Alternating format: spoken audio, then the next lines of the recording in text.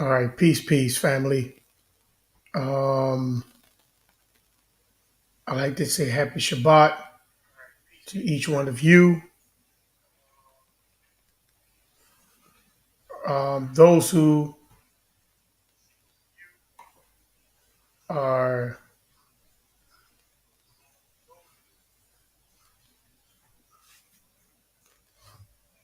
let me make sure I got this thing down. Okay, those who would like to come on the panel, the um the link is in the chat. I like to say happy Shabbat Shalom. Let me blow my shofar.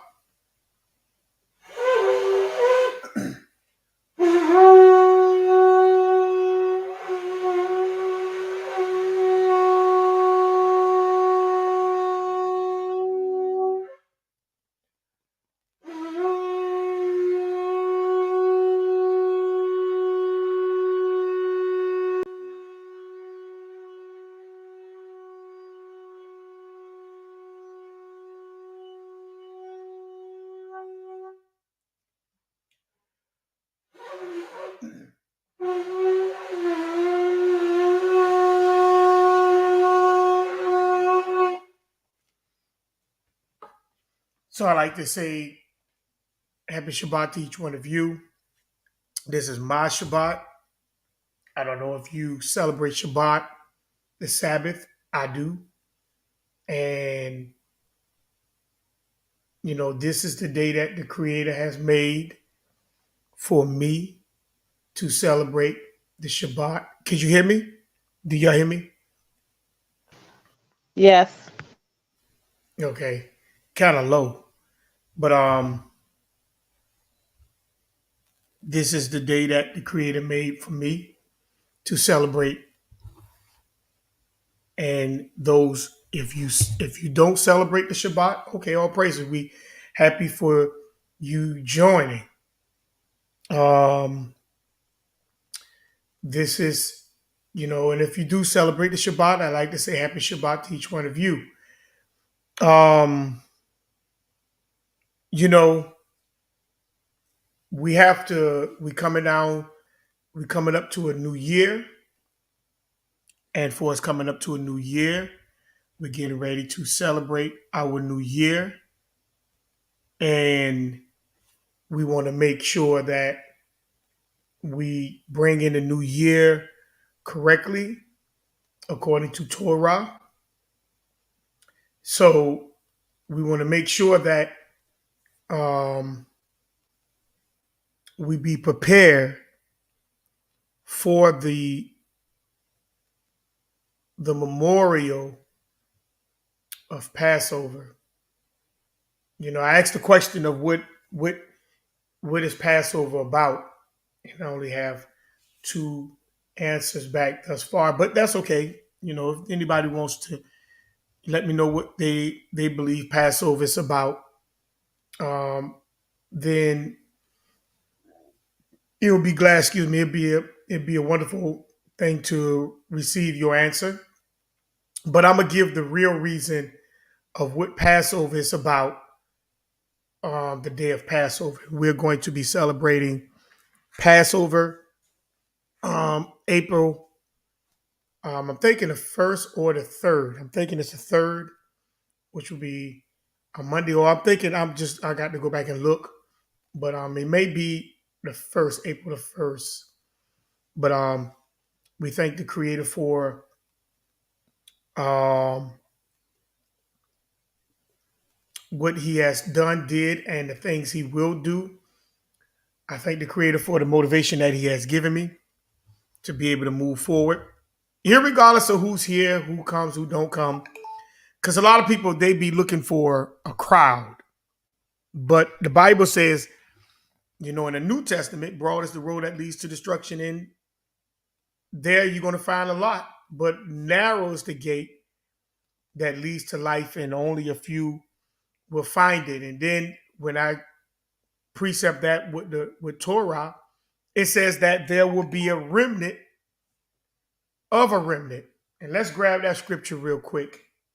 A remnant of a remnant will make it.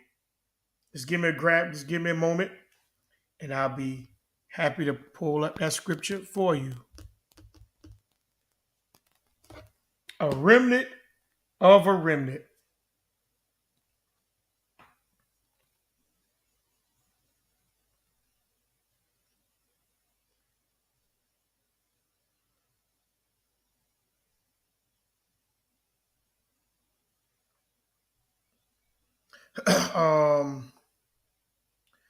Let's go to Isaiah, the 10th chapter, verse 21 through 23. See, because a lot of times we tries to run to the where the crowd is, but it's not where the crowd at. It's where not the crowd is. All right. Isaiah 10:21 through 23. And this is what it says.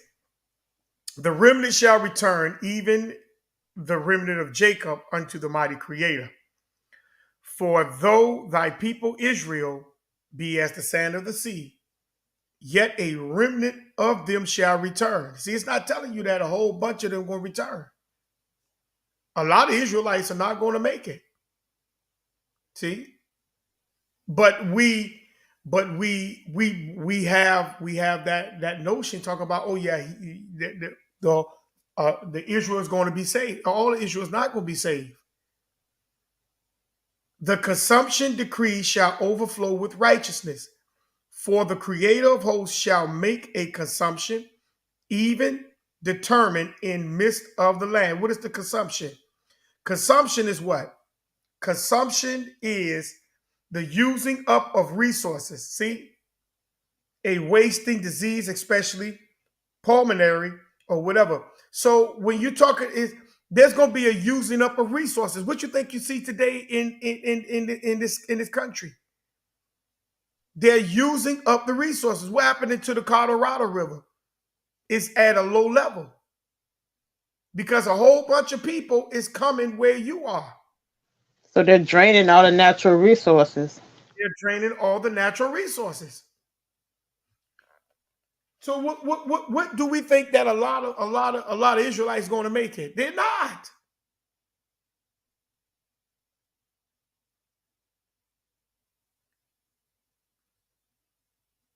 Let's grab one more before we get going into part 6. Let's go to Jeremiah, the 23rd chapter, verse 3 through 6. So it's not about the numbers. It's about rather if you're righteous or not. It's about your deeds, your works, your deeds, really. That's what it's really about. It's about your deeds. And we want to make sure that we are a part of that remnant, not a part of the crowd. Jeremiah 3, Jeremiah 23, 3 through 6. And this is what it says. And I will gather the remnant of my flock out of all countries, whether I have driven them.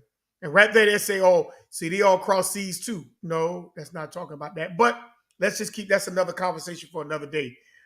It says, and I will bring them again to their folds, and they shall be fruitful and increase. And I will set up a shepherd over them, which shall feed them, and they shall fear no more, nor be dismayed, neither shall they be lacking, said the Creator.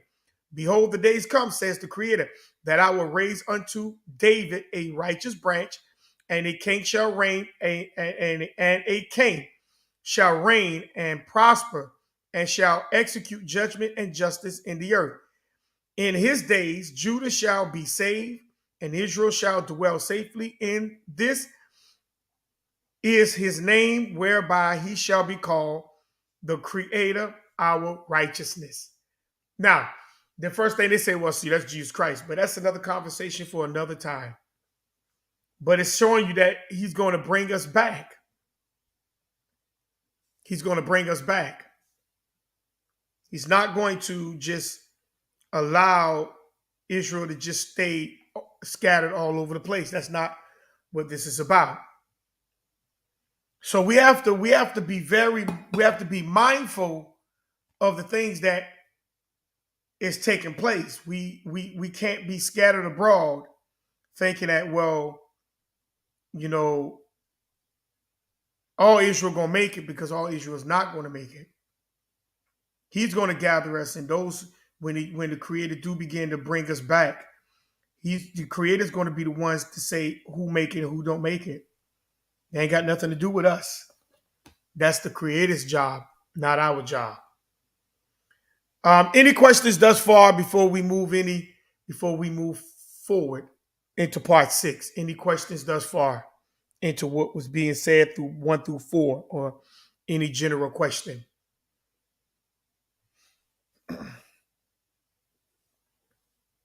All right, let me do a recap. We're on the story of Adam and Eve, which is the beginning. And what we have to remember is that Adam, man means male and female. Man is not no male. That's male and female. Man is a state of mind. That's not a gender.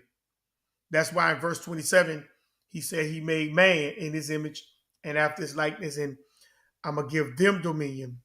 And he, them, male and female. So we have to remember that male and female makes up what we call man. Man is the mindset of the male and the female cohabiting together under one vision. And that vision is the Creator's vision. That's what makes you a man. Now, when he created that man, which is male and female, that is a purpose. Both male and female have the same purpose. But within that one purpose, they have different roles that they play within that purpose to be able to fulfill that purpose. And the male has his position and role, and the female has her position and role. All right. So then when I travel to chapter 2 lets me know that male was put inside of a garden. He raised up male. He gave male that breath. And inside of the garden, he placed that male. Okay. And that male was told to protect, to keep it and dress it. That male was not married at that time. He was not. Okay. Now, at the same time, the question is, did the woman have breath? Did she get that breath that the male have? And the answer is yes. She has that breath as well. Now, I'm going to show you that. I'm going to show you that today. Okay? So let's not get alarmed. Let's not be alarmed. She has that same breath. Now, when that male was placed in the garden, he was pretty much working alone. He was not married. Now, everything that was brought to him for him to name had a mate. But Adam didn't have a mate. And that's why some people say, well, the female was created from the male. Okay. And so that's to me, that doesn't make sense. Okay. The female was already there. But what happened is that the male was not married. So he chose a particular certain female. Okay. And that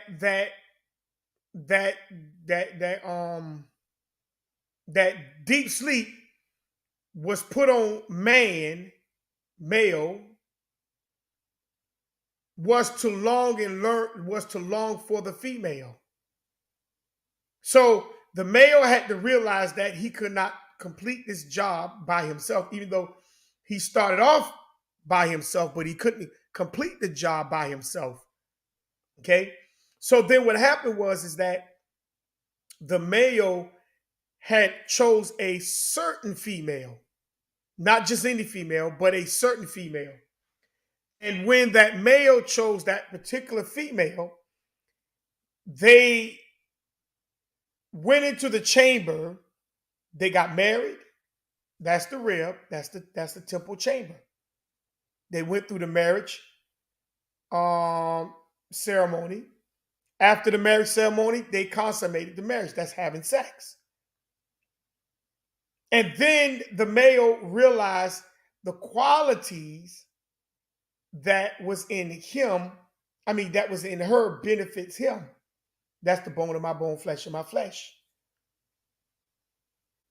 Then the male began to what? Leave the father and the mother. See, these are the stipulations for marriage. And he took the female into his abode, which was the east part of the garden. That's where he was placed at. That's his house. That's his territory. Okay? So as he's getting into his territory, that's when now he took on a wife. He's now establishing her inside of their territory. His territory, that the Creator's territory, really, that the Creator put him in for him to rule. He was not to rule outside of that territory. Okay, this also precepts with Ham, Shem, and Japheth after the flood, the pact that they made. All right, and you can go to the book of Jasher, the 8th chapter, and you can read that to see the pact that each son made, that they cannot cross, they was not supposed to cross into one another's territory to rule. So the Creator put the male into that garden to rule. He got a wife that consummated. Now he see the qualities that's in her that's going to benefit him. And now he's leaving his father and mother and now cleaving to his wife, meaning he's taking his wife into his abode. And once when he take his wife into his abode, and they now agree with one another, they now see that they are naked, meaning they are bare. There's nothing there to add to their marriage. Their marriage is complete. That's it. It's complete. And for the marriage being complete, then what's happening is that he's now making it a public. It's nothing to be added into that house, that wedding, that marriage. There's nothing else to be added. Everything is complete. So now what's happening is he's now making a public announcement of this is his wife. They are not ashamed. He's announcing the wedding. He's announcing the marriage. So then we look in chapter 3. Chapter 3 shows you that the serpent and the female is having a conversation. But were having the conversation. I'm just recapping. Make sure those who come in, make sure you press the like button. If I have 5 people, press the 5. I should have 5 likes. If I have 4 people, it should be 4 likes. If it's 10 people, it should be 10 likes. Pressing the like button don't cost you anything. If you haven't subscribed to the page, make sure you please do subscribe to the page. Please subscribe to the page. You see that at the bottom of the bottom logo that's flashed across the screen. Please subscribe to the page, press the thumb up, and if you would like to give, then there go to Cash App. There we go. So they had a conversation that was going on for a period of time. And for them having a conversation that was going on for a period of time, the serpent, the enemy, the serpent challenged her. And he asked her a specific question. Did the Creator tell you not to eat off every tree? And she said, no, we can eat off every tree. But that one particular tree, we can't eat nor touch it lest we die. And the serpent said, well, the day you eat, the day you shall not die. But you're going to be knowing good from evil. So what took place? What was taking place in that? He was challenging her to see whether or not if she was 10 toes down in her marriage. And a lot of females don't realize that you be challenged in your stance when it comes to your spouse, your husband.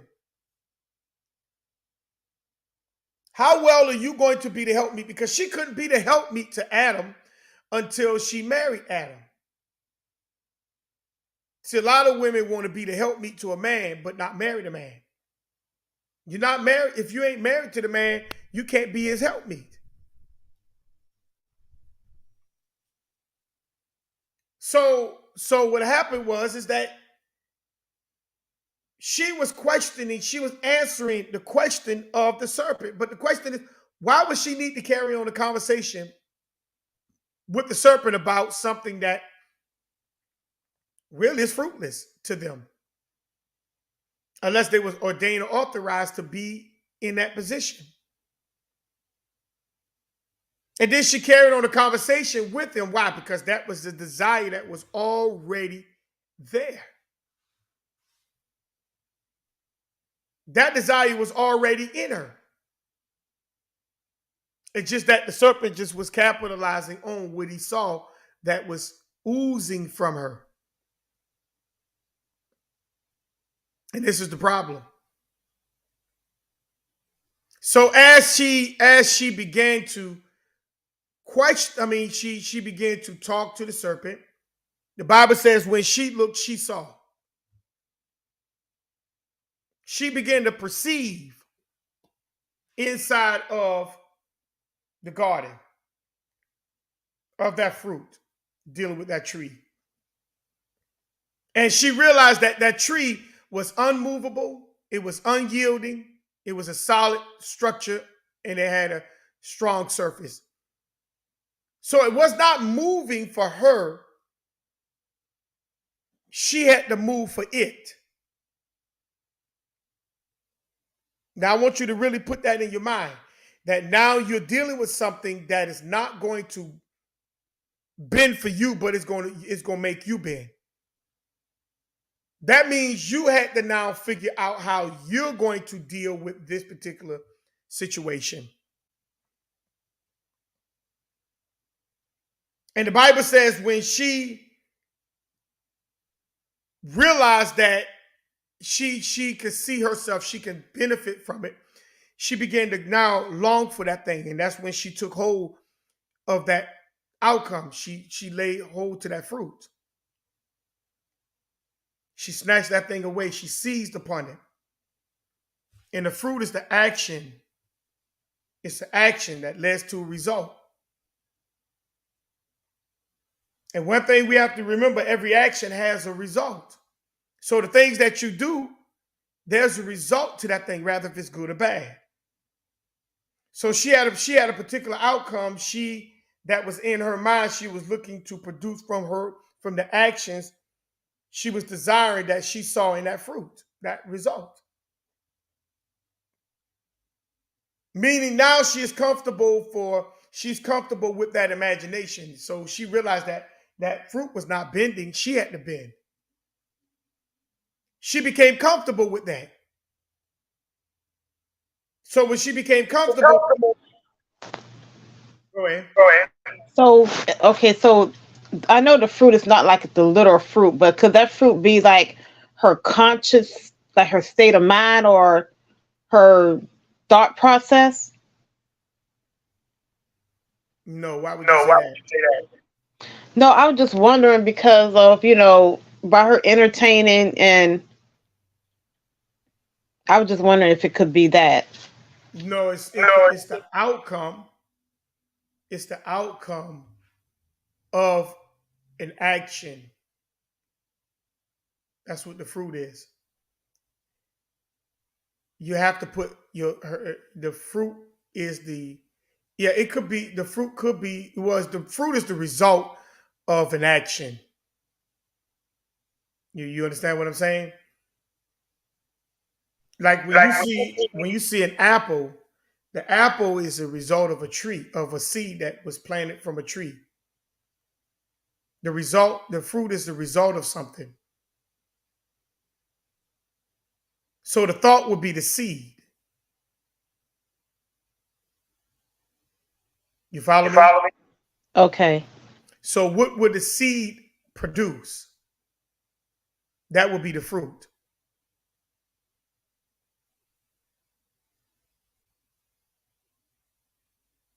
I mean, if you're not following me, let me know.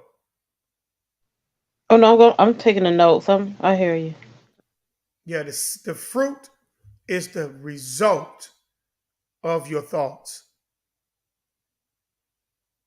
That's why she had to go with what is called, she went into what was called an imagination. See, that goes to I'm gonna go to that New Testament scripture in James where it says, from sin birth um something is something, from a thought conceived sin, and sin conceived death. And it tells you that your thought produces results. It produces your results. Your thoughts is a seed, and then from a seed it produces what is called an action. But from your thoughts produces what is called an imagination. And that imagination consummate with your thoughts.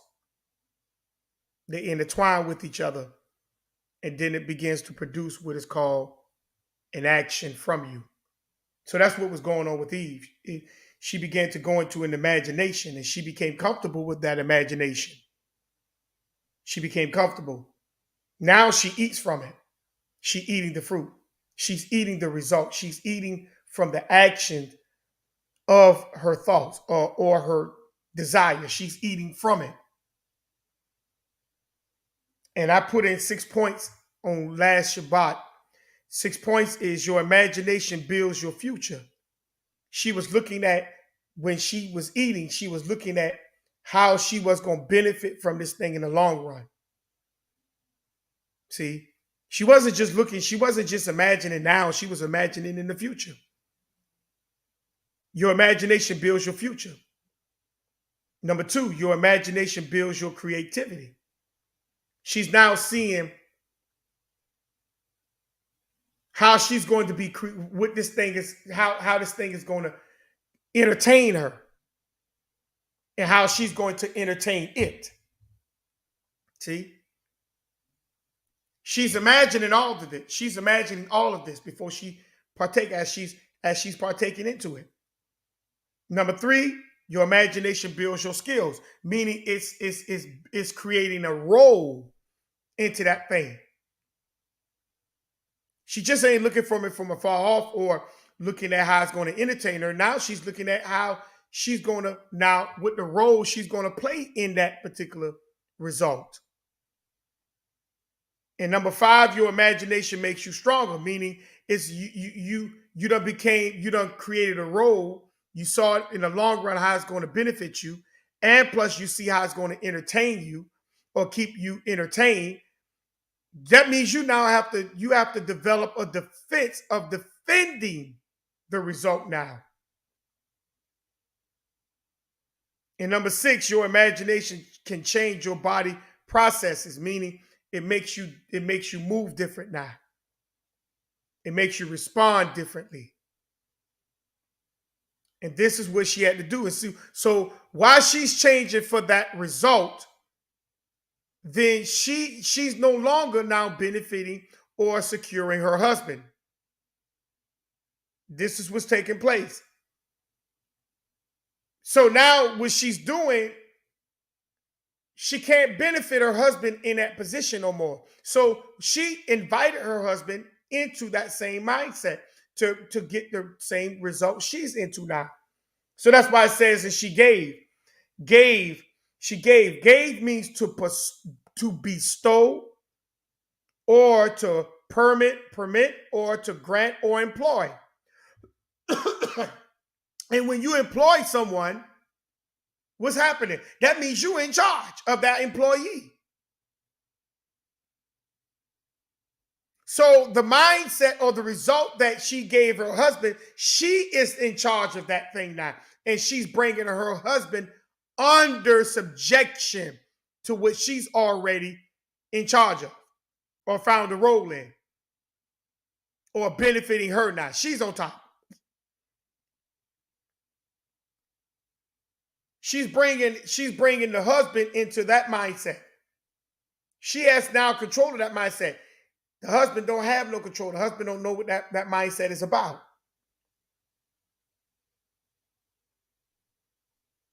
See? And he was accompanying her. Meaning he made her feel good. He made her feel good about the decision that she made. And that's why it says he ate. He ate with no questions, with no questions about it. He consumed. So I say, think about it. The female is having a conversation with the serpent about the tree in the garden, and she convinced herself to deal with that tree, and then convinced her husband to also deal with the tree. Now I want you to think about that. She was convinced, and she convinced. Because she already understood that her husband was accompanying her, meaning made her feel good about the decision that she made. And that's where a lot of men go wrong at. When they see things wrong with their wives, they make their wives feel comfortable at bad decisions. And men don't supposed to make their wives feel bad or accompany them in them making bad decisions or be involved in bad decisions. The man's supposed to make sure before he agree, he have to see how is that thing benefiting the house, or is it going to infiltrate and destroy the house? Because if the man allowed that female, his wife, to make those bad decisions and he support those bad decisions, he is going to have to deal with the cleanup if it don't destroy the marriage and the house.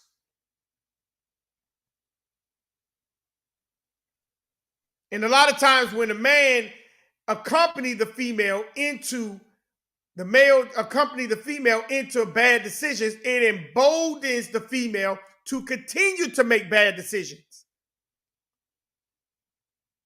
That's what happened with Eve. She was bold in what she did because of her husband's actions. See, a lot of times the male don't want to be an outcast.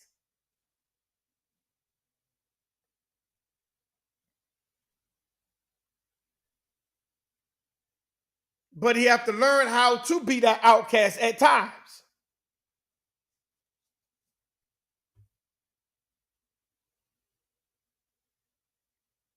But did she realize when she stepped over her husband and tries to convince her husband into something outside of his realm is shameful to her father and to her husband. Because now she's no longer the helpmeet to her husband. She's no longer the helpmeet to him. She's no longer the helpmeet to him. And we went through the scripture, Ecclesiasticus 22:5. She's no longer the helpmeet to her husband. And this is where we're going to pick up part 6. Because a lot of times we get to the point where we support our wives into bad decisions. And it causes a lot of havoc into the homes and into the marriage.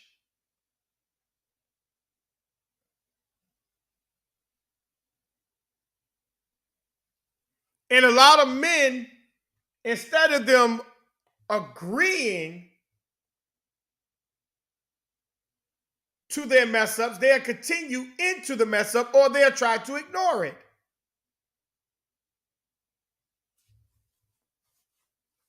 And then we'll say the woman is wicked, the woman don't know this and know that, but you sitting still saying nothing. So Adam ate. He ate of that result by accompanying his wife into that decision, meaning he made her feel comfortable. So he thought what she was doing was a good thing. And I'm not saying that women make bad decisions. That's not what I'm saying. But we have to make sure that when we finalize stuff, that finalization doesn't come back haunting you or your house, because you are the one that is there protecting. You are there to provide and to give vision for.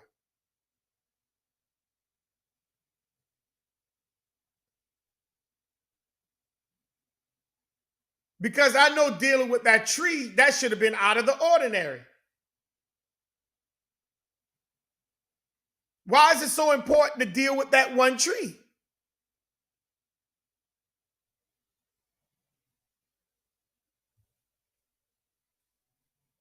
He should have questioned her decision on that. But he didn't. And he participated by accompanying her, and he ate. So now we pick up verse 7 in chapter 3 of Genesis. Now we pick up chapter 3 and verse 7.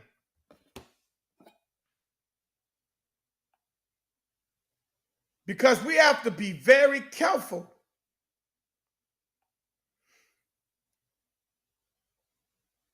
We have to be careful.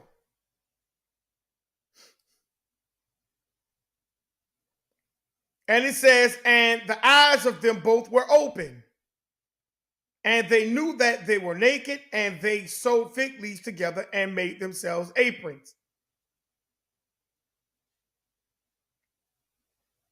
Now, when it says, and the eyes of them both were open, it's not saying that's when their eyes both were open at the same time. That's not what that's saying.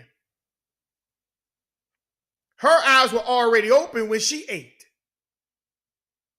She was analyzing that result for a long time. So her eyes already was open. So she wanted to get her husband involved into that process that she was in. So the eyes, meaning the mental qualities, that's perceiving, that's observing, that's remembering, that's imagining. See, now the imagination even more further is now open. Thinking. See, now you're thinking into a good and a bad now.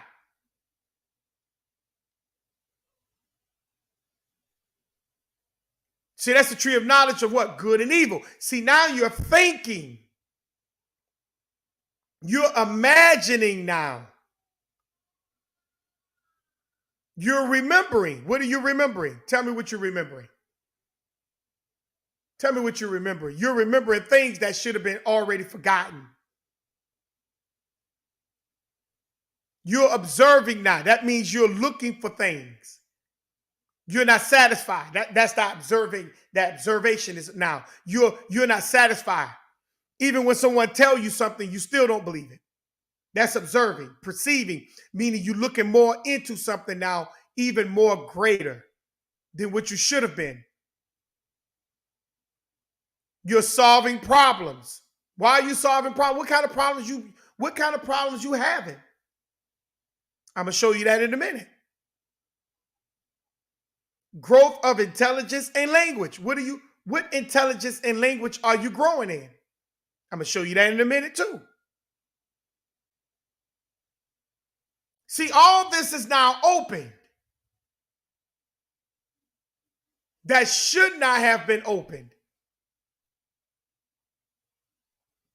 You open that process even the more. And that's why if you're not ready for something, why are you dealing with it?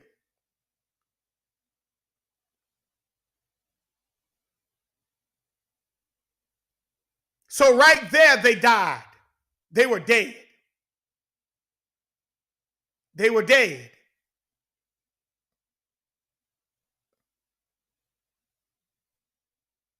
See, mental death is characterized by loss of core beliefs. See, mental death, we're talking about mental death, is characterized by loss of core belief. See, when your mind expands beyond what it's supposed to be expanding into, you're dead. You're dead to what? I'm going to show you in a minute. See, their minds expanded beyond the part that the Creator put them in, which was the east part of the garden. They went beyond that. They haven't yet mastered that nor conquered that, but they're outside of it now, mentally. So mental death characterized by the loss of what? Core belief and values. They can no longer have the same value no more because they done expanded the mindset of themselves. So tell me, how do you have this? How do you have the core values? What core values you have now when you expanded your values?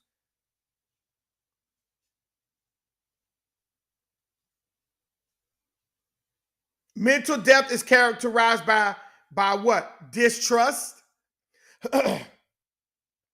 See, they don't trust each other now. They're going to start to distrust each other.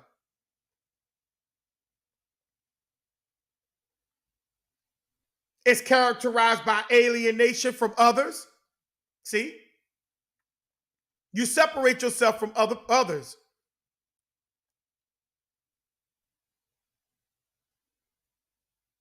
Mental death is characterized by shame and guilt. See, they were dead. That's when their eyes were open. See, they were dead. They died. And we look and say, well, Adam and Eve died. And no. The Bible meant just what it says, you will die. And death ain't always talking about going to the grave. Because many of us die way before, well, not many of us, we all die way before we even hit the grave.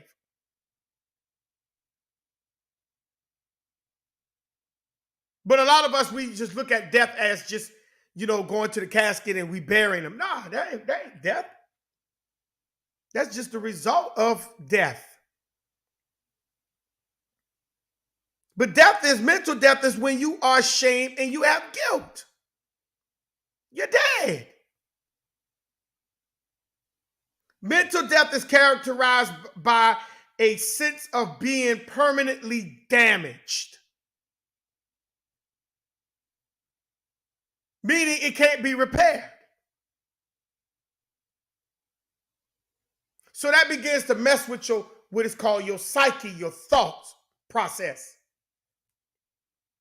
So their eyes were open, meaning that they mental qualities expanded into other areas that they were not ready for. Don't you think about that? That's why it was very, very, very stated that don't eat off that tree. It didn't say not literally to eat. It wasn't to mess with that tree until you were authorized or you were ready to mess with that tree.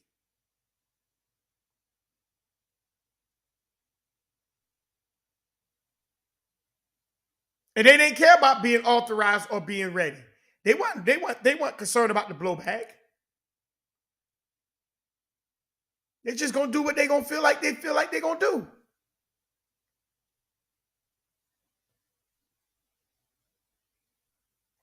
So let's grab a couple of scriptures. Let's go to Ecclesiastes 12:7. This is the regular Bible.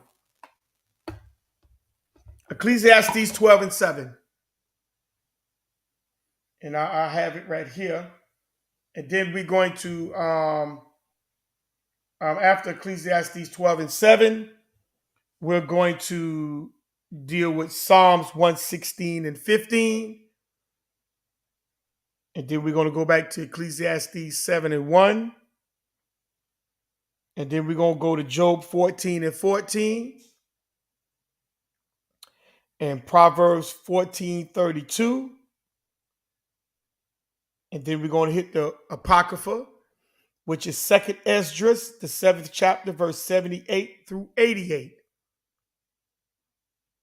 Then we're going to hit Sirach. That's the book of Sirach, or Ecclesiasticus, 38:16 through 23. And then we're going to go to Sirach, the 41st chapter. I'm going to kind of pick out some scriptures here and there in that verse. And then we're going to go to Wisdom of Solomon 1, verse 12. Well, we're going to go to Sirach. That's Sirach 41. I'm going to read verse 3 in that. I'm going to read verse 3. Sirach 41 and 3. Then if I need to get some more scriptures out of that Sirach, then I will I'll do so. But I'm gonna start out with Ecclesiastes, the 12th chapter, verse 7. Go ahead. Then shall the dust return to the earth as it was, and the spirit shall return unto the Creator who gave it. Now, what does it mean that the spirit is going to return back to the Creator? Because the spirit, the Creator, is always living. So you mean to tell me that the spirit never dies? It means that the actual flesh can't return to the Creator, but the spirit within itself, because it's going back to the ground from which it came. That's right. That's right. The outer portion came from the dust. It came from the dirt. But when you come from out, it's telling you when you come from out of this body, you're still alive.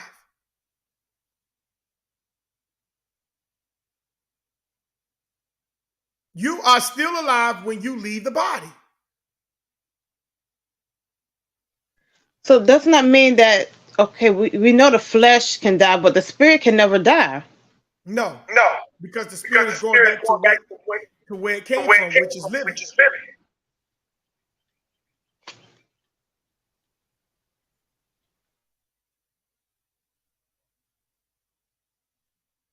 Your spirit is living. The spirit is not dead. But we look at the person as if the person is dead. No, I'm going to show you what death is. Mental death is the beginning of death. And Adam and Eve died. The day they ate of the tree, they died.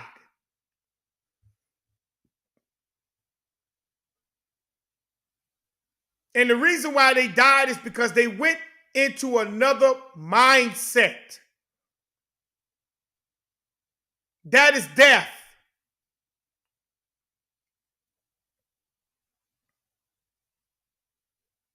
The mindset that they went in was not authorized, or they were not ready for.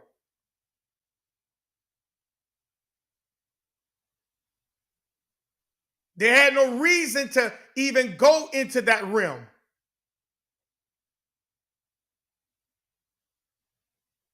So they died.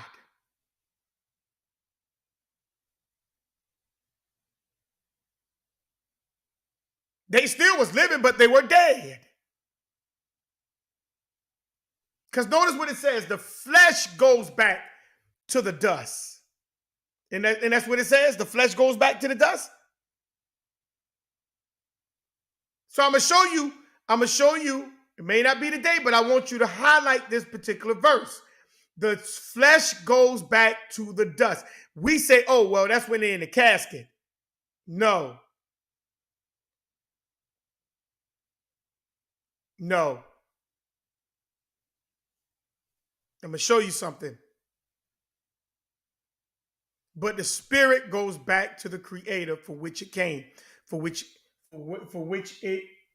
who gave it. So when Adam and Eve mind opened, they were dead. That killed them. That killed them. And I'm going to show you in a second. Let's keep moving. Let's go to the next verse. Let's go to the next scripture. Psalms 116, verse 15.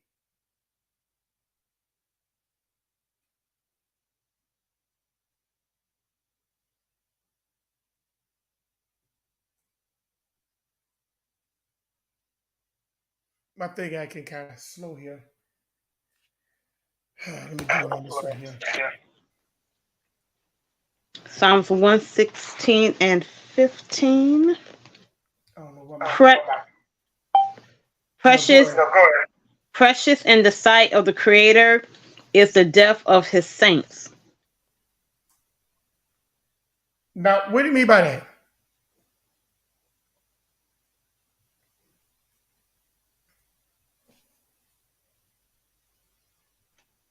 Let's see. Precious in the sight of the Creator is the death of his saints.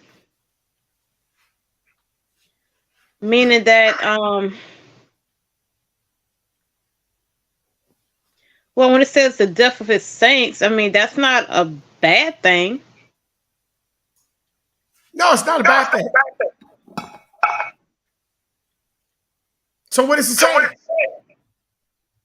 Does it mean that they're returning back to the Creator? No.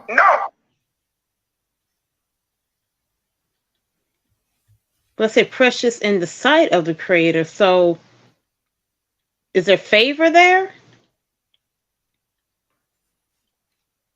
Yeah, the precious sight is to see his saints die.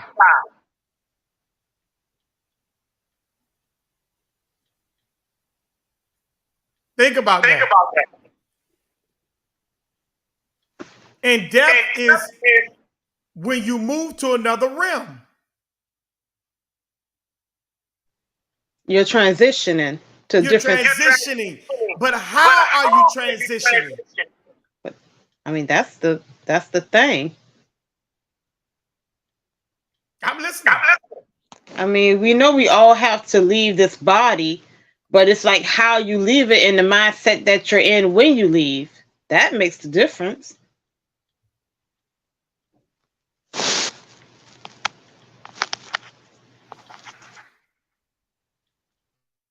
But do you supposed to transition? Is it about leaving the body?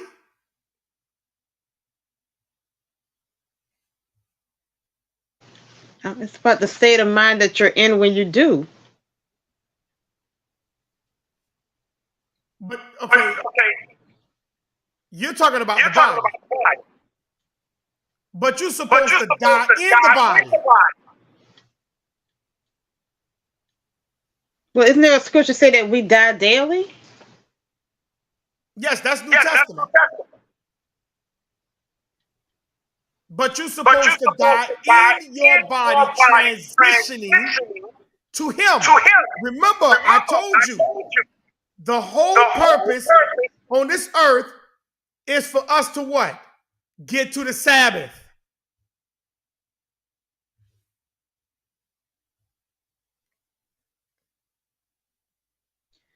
and stay in the mindset of the tree of life. So that's why it's only going to be a remnant, because a lot of us can't do that. Correct.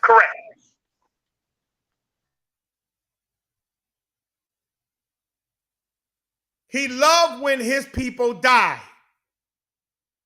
because his people dies in the body before they leave the body.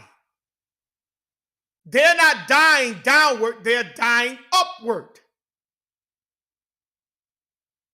They're dying within a purpose of leaving one position to go to a higher position within the mind. They're not being reckless at their decisions. They're not just getting involved in anything just because they could. They're staying within the abode that they were placed in. And when you see them come from out of their abode, it's because it was authorized.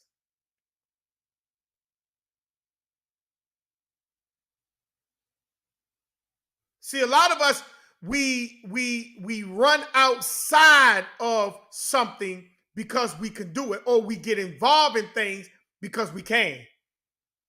But then when the blowback comes, we realize, oh, I wasn't authorized to do that, or I wasn't ready for that. But it's too late. It's too late.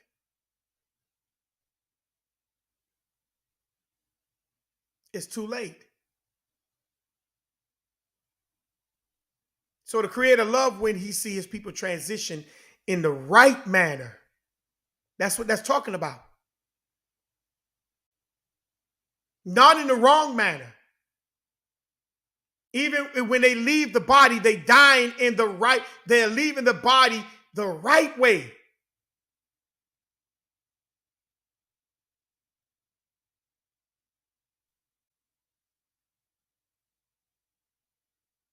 They're not leaving the body the wrong way. Let's go to the next scripture.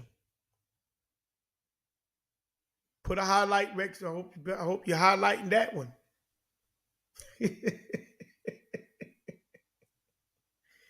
This is what he meant when he said they should surely die. It's not talking about you leaving the body all the time. It's talking about transitioning the right way.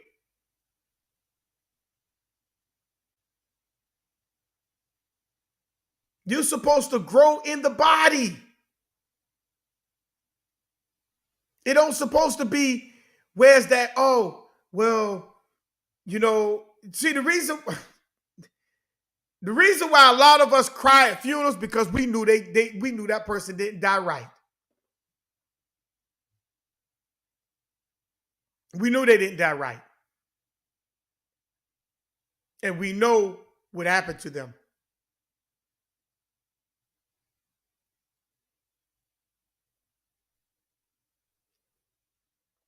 Let's go to the next one, Ecclesiastes 7:1.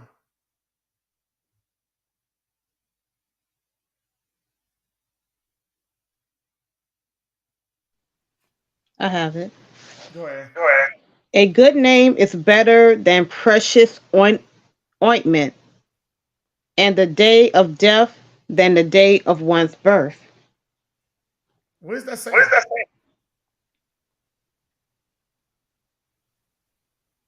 So why am I putting death over a baby being born?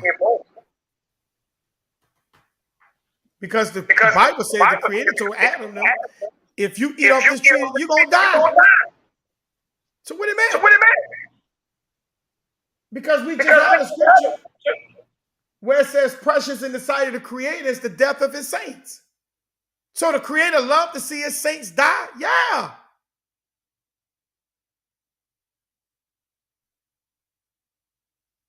Ecclesiastes 12:7. He says the body going back to the ground, but the spirit is going back to the Creator who gave it. That means you're still alive when you leave this body. But while you are in the body, you're supposed to transition, not out of the body, but you're supposed to transition in the body. But you're supposed to transition in the things that you were authorized to transition in. But we tries to go outside of the transition. And now it says what it says right here. A good name is better than the precious ointment, and the day of death than the day of one's birth. So you mean to tell me somebody's death is greater than a baby being born? But we all love that baby. Oh, look at the baby. Oh, look at the little cute little baby with the cheeks and the little toes and the fingers. Oh, man. Look at the little baby smile. Woo.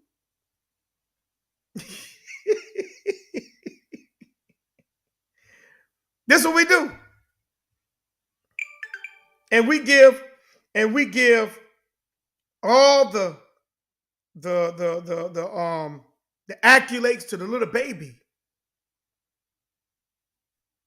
But when it says the day of death is a good name is better than precious ointment, and the day of death than the day of one's birth.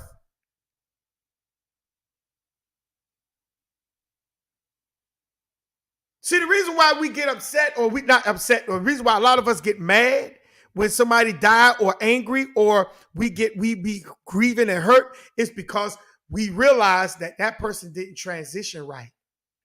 He wasn't transitioning the way they were supposed to be transitioning while they were alive in this body. So we already know what happened to him, but then the crying, the tears is just letting us know, man, they didn't make it. We'll say, oh, no, we're going to miss them. No, I ain't trying. Look. If you transition right, man, I know I'm not going to miss you. I just got to catch up with you. That's why they used to say back in the days, I see you, hey, travel well, and I see you on your journey soon. But we say, oh, that's spooky. That ain't spooky.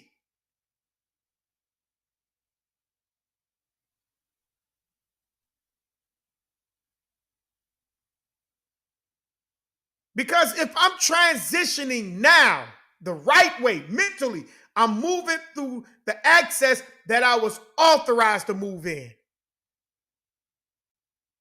Then the day I leave the body, it ain't gonna affect me. It ain't gonna harm me. It's not gonna scare me. See, Adam and Eve was reckless at what they were doing. They were reckless.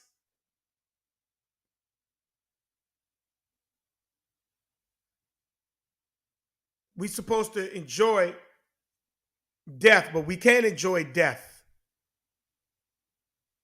because we try and enjoy life by going into things that is not authorized. Let's grab a few more scriptures. Let's go to Job 14:14.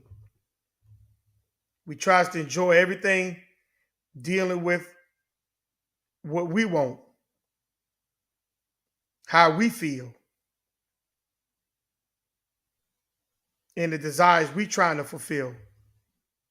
That's what's giving us, that's what's making us in the position that we're in now, where we can't enjoy the things that we're supposed to enjoy.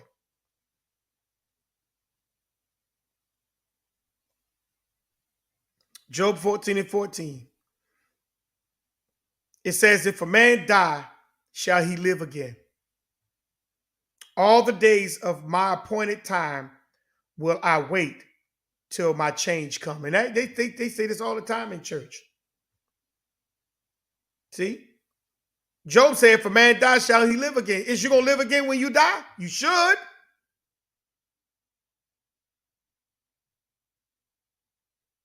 Because death is not permanent.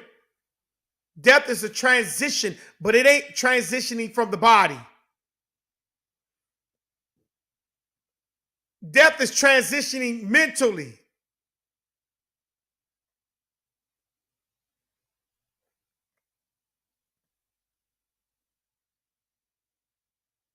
He said, all the days of my appointed time will I wait.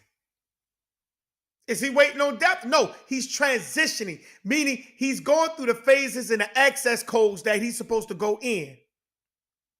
He's supposed to go through.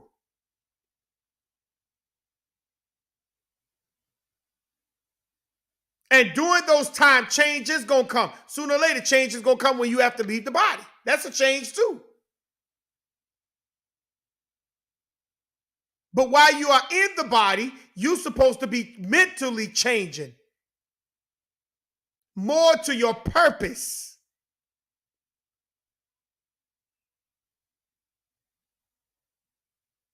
But a lot of us, we wait till we look at what they got going on, and then what they do. Oh man,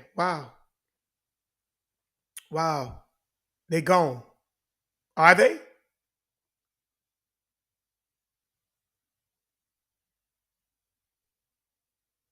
See, the thing is, do we know what death is? Let's go to Proverbs 14:32. See, we think we don't know what death is. See, we out of order. The same way like Adam and Eve was out of order. We're out of order. Proverbs 14:32, this is what it says. The wicked is driven away in his wickedness, but the righteous has hope in his death. You see that?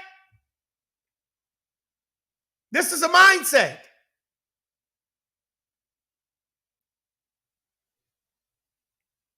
This is a mindset.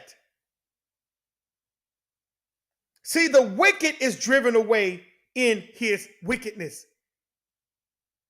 That's why we cry when we see somebody laying on a casket, not just because we're going to miss them. Yeah, no, don't get me wrong. We are going to miss that person physically.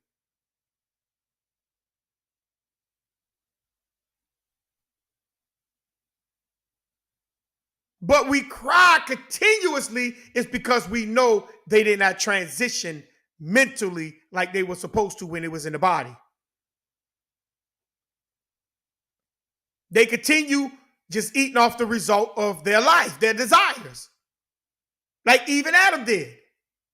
And a lot of men allow the female to dictate the desires of her to him. Out of order, balanced.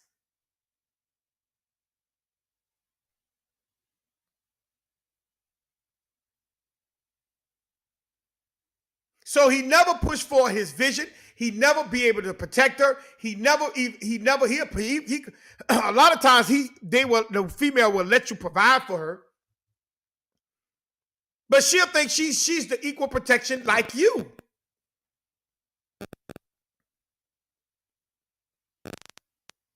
Because you accompany her in that mindset.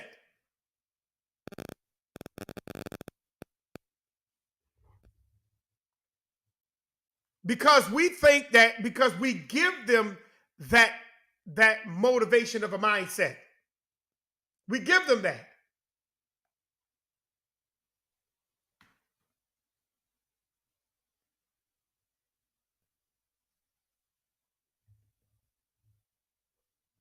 We give the female that.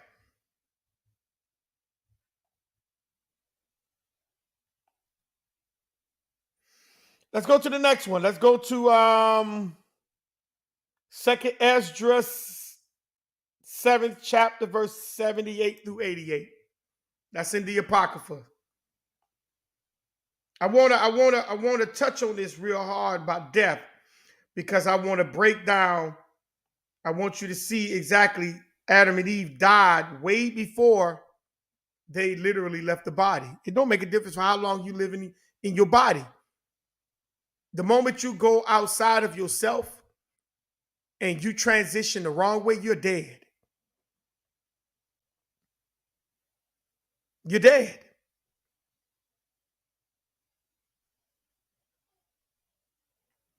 Second Esdras, the 7th chapter, verse 78 through 88.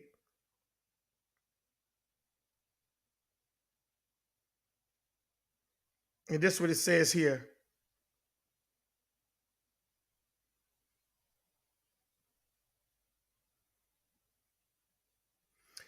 It says, what this thing doing? It says, go ahead. I'm sorry. Second Ezra 7 and 78 through 88. I got it. I don't see. Second Ezra, chapter 7. Mine stops at 70.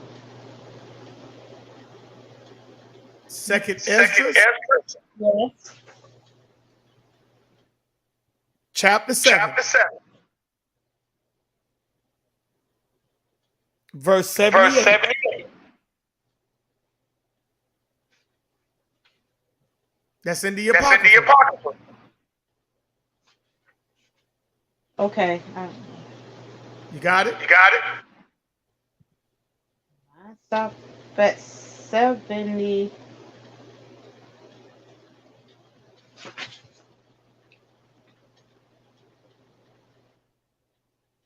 Yes, Second Ezra, chapter 7. Mine go to 70. I don't know how. Okay, I'll listen. It says, now a word about death. When the final sentence goes forth from the Most High, that a person should die. When the spirit recedes from the body. Now we're talking about Ecclesiastes, the 12th chapter, verse 7. See, when the spirit recedes from the body, so that it may be sent again to him who gave it. The first thing is to stand in awe before the glory of the Most High. You know what that means? It's not saying you're going to stand and look at. No, you're going to see the truth. That's what that's literally talking about. The first thing that's going to happen is when you leave the body, you're going to see the actual truth.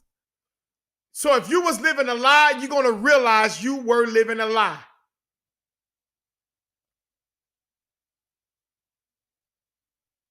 If you were serving a false idol, you're going to realize you were serving a false idol. That's going to be the first thing you see the moment your spirit leave this body.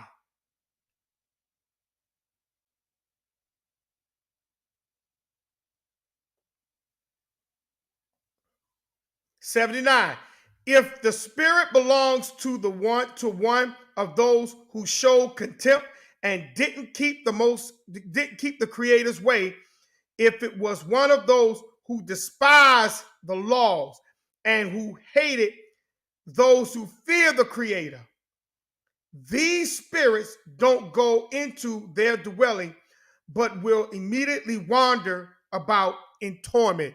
Do you get that? Those spirits don't have a place to go. So if you didn't keep the Most High, didn't keep the Creator's ways, and you despised the laws and hated the ones who fear the Creator,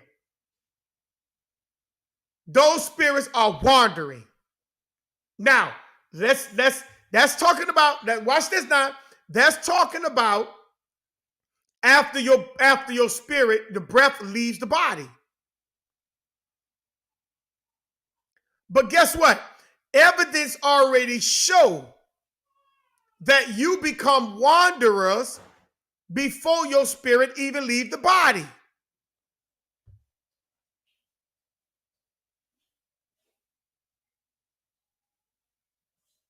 Because you're looking for things naturally to fulfill what you're supposed to have mentally.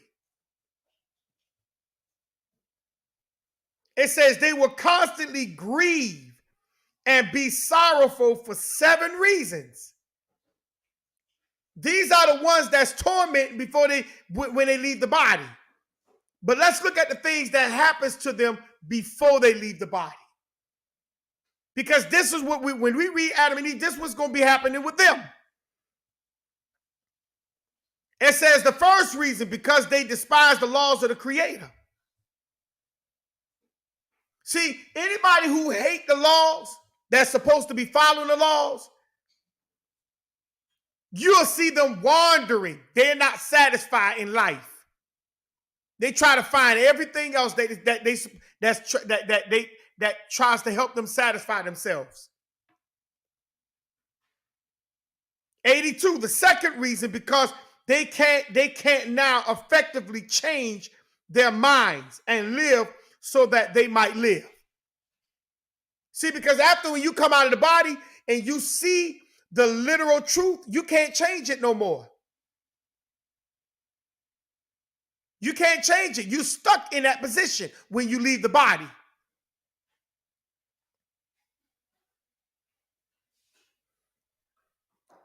'83, the third reason, because they will see the reward laid up for those who have believed the Creator testimonies. See, these are the things that you're going to literally see the moment you leave your body. 84, the fourth reason, because they will consider the torment laid up for themselves in the last days. They literally see the torment. They're not going to be connected to anything. They had a chance, but they just didn't want to take it. 85, the fifth reason, because they will see the dwelling place of others guarded by angels in great silence. They see that once when they get locked in, they locked in. They can't get out. 86, the sixth reason, because they see the torment coming upon them from now on. See, this is when you leave the body. There's nothing you can do. It's nothing you can do. It's done. It's over. You can't change. You can't change and go back. Once when you leave the body. 87, the seventh reason, which is greater than all the previous mentioned reasons, because they were melt away in what? Confusion and be consumed in disgrace. I keep telling y'all, you better make sure you're authorized to do the things you're doing.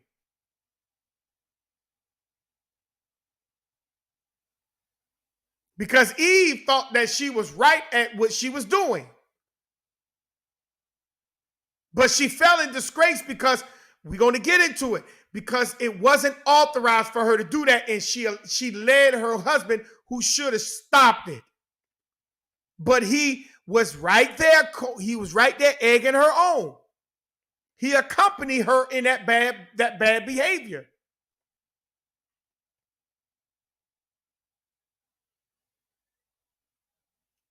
They will wither in fear when they see the glory of the Creator, before whom they sinned, when they were alive and before whom they are to be judged in the last times. Verse 88.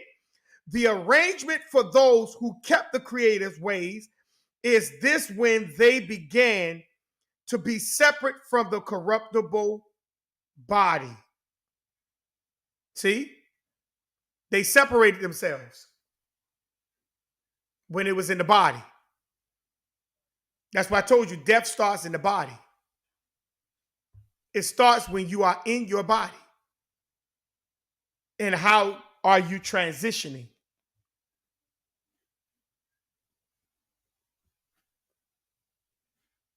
Let's grab another one.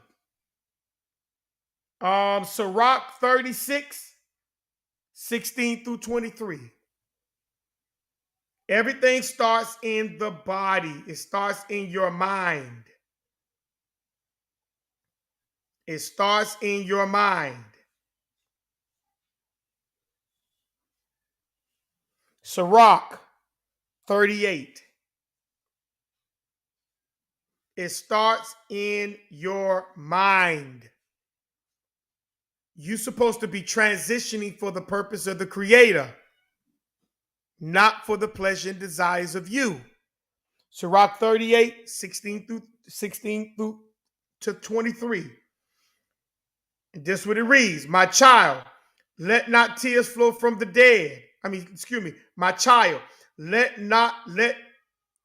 your tears flow for the dead. Let your tears flow for the dead, as one who is suffering terribly. Give voice to your sorrow. Lay out their bodies in accordance with their wishes, and don't neglect their burial. Let your crying be bitter and express your sorrows fervently, and make your mourning worthy of them.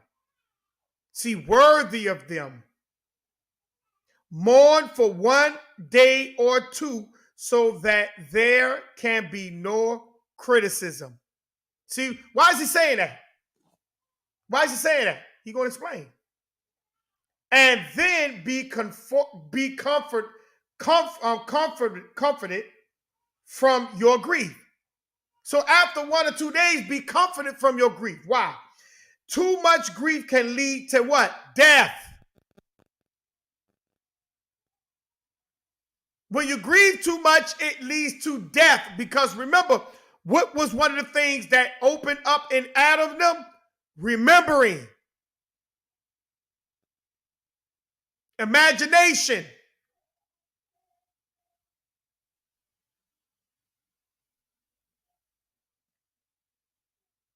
And grief in one's heart will sap one's strength. It takes away your strength when you grieve too much. Grief also lingers in what? Misery.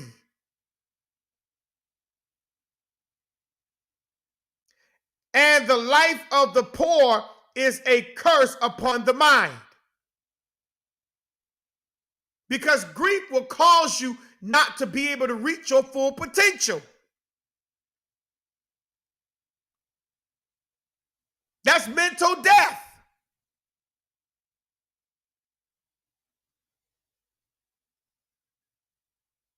Stay away from it. Remembering your own end. Because you got to soon get there too. Don't forget that there's no coming back. Once when you cross that threshold, there is no coming back.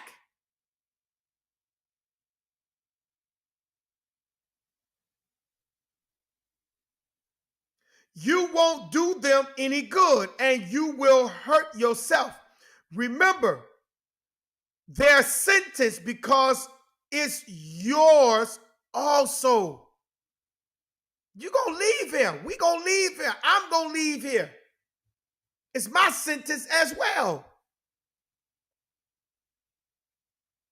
Because it's yours also. Yesterday it was I, and today is yours. When the dead are at rest, put their memory what? To rest. Let it go. And be comforted for them when their spirit has left. Notice it says when their spirit has left, not wandering. What we just read in the last scripture.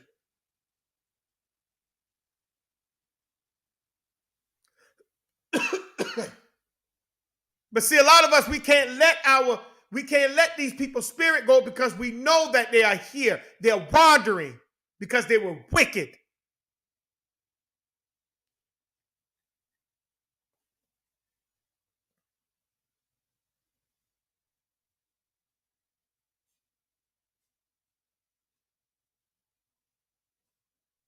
Wisdom of Solomon 1 and 12.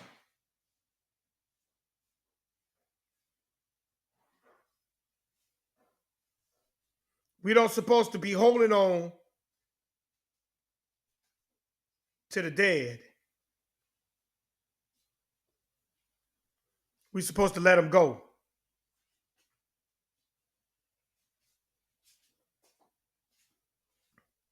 Wisdom of Solomon 1 and 12 says, don't seek death through the error of your ways. See? That means I'm supposed to be doing what I'm supposed to be doing in the protocol in how it's supposed to be done. I'm supposed to, when I do something, it's supposed to be authorized. Or I was supposed to be prepared for it. Don't seek death through the error of your ways by being reckless and doing things that was not authorized for you to do. Don't invite destruction on yourself by what you do. See? Don't do that. See, Adam and Eve invited death. They invited death, family. I want you to think, I want that to think, sit back and think about that. It says, don't invite death. Don't invite destruction on yourself by what you do. So why Adam and Eve? Why destruction came upon Adam and Eve? Because they invited destruction. Look what 13 says. The Creator didn't make death. The Creator takes no delight in the ruin of anything that lives. So where did death come from? Adam and Eve. So did death come from Adam and Eve? Well, I shouldn't say it came. The reason why I say Adam and Eve because of what they did. It's almost like they opened up that floodgate. Okay, I'm listening. Bring some more. I mean, because, could it be that the Most High he already knew what that was? That's why he told them not to entertain that particular tree, so to speak. But the curiosity got the best of her, and she shared it with her husband. And, well, you know how they say curiosity kills the cat. So here we are now. Okay. And put some more on it. They entertained something that they were not ready for or authorized to entertain. And if they entertained it, it was supposed to be entertained correctly.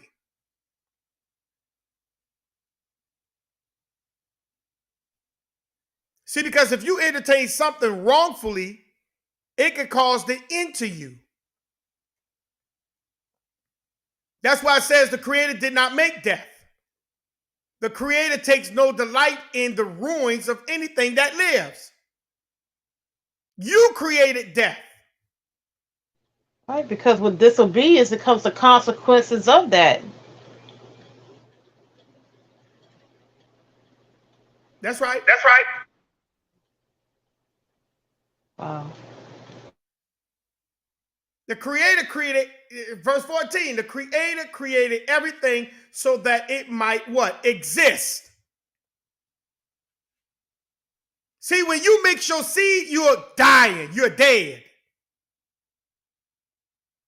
Because the pureness of it is no longer there. He created everything so that it might exist. The creative force at work in the cosmos are life-giving. There is no destructive poison in them.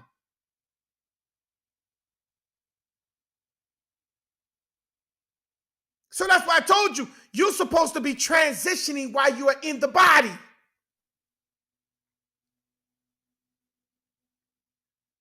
So that when you transition out of the body, we can enjoy the things that you done.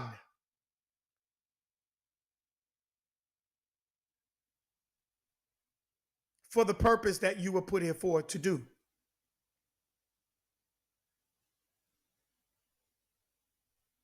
That's why it says the underworld doesn't rule on earth.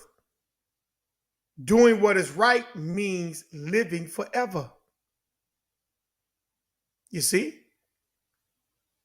That's what makes you, that's what it talks about when you talk about you're living forever, when you do what's right. That's within the realm that you were created to be in. Adam and Eve was put in the east part of the garden. They were never supposed to come out of that position.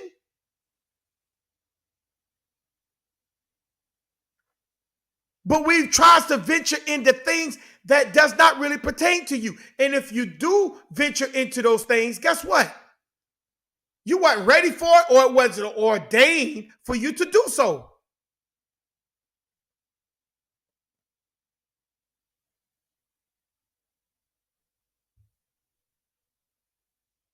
And we wonder why death is here. Let's grab one more and we're going to move forward. Sirach, the 41st chapter, verse 3.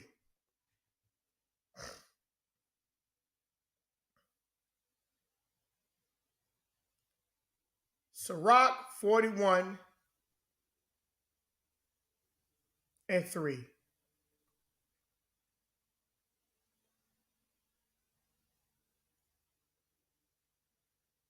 It says, don't fear death's judgment. Remember those who came before you and those who will come after you. See? Don't fear the judgment of death.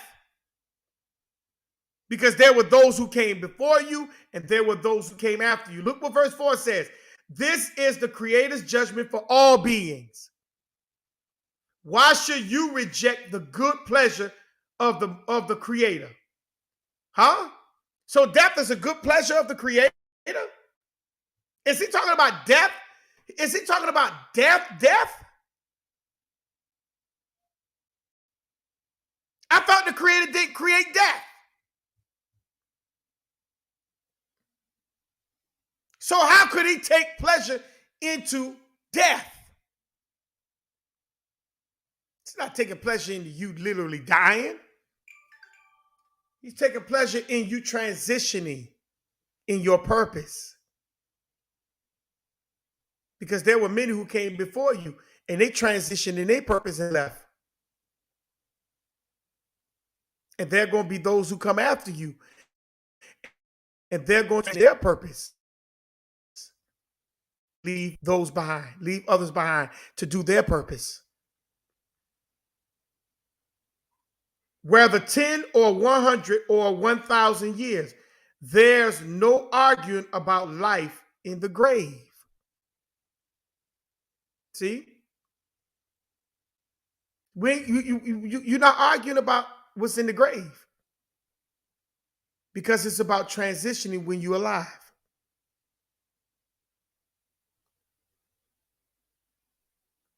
Any questions thus far? Anybody want to add anything before I move forward?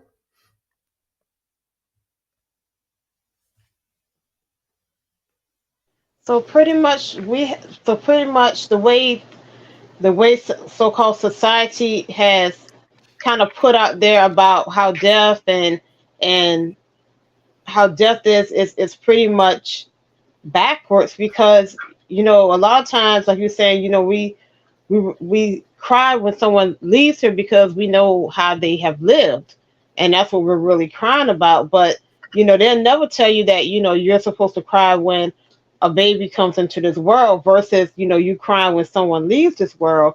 So it's almost like they've flopped everything for us to stay off course and stay unbalanced with what the Most High has put there before us.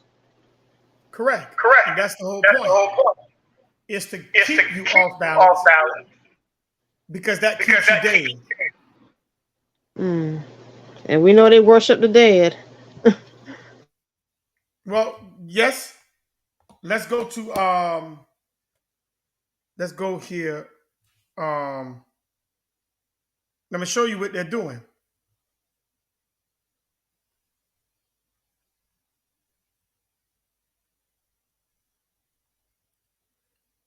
Let's go to Ecclesiasticus, chapter 40, verse 28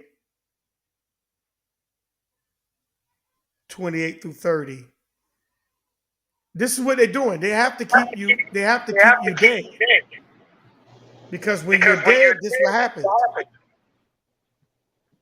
I have it. Go ahead. My son, lead not a beggar's life, for better it is to die than to beg. The life of him that dependeth on another man's table is not to be counted for a life, for he polluteth himself with other men's meat. But a wise man, well nurtured, will beware thereof. Begging is sweet in the mouth of the shameless, but in his belly there shall burn a fire. So what's that saying?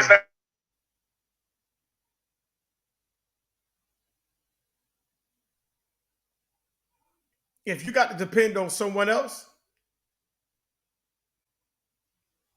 that's not counted as a life. You're dead.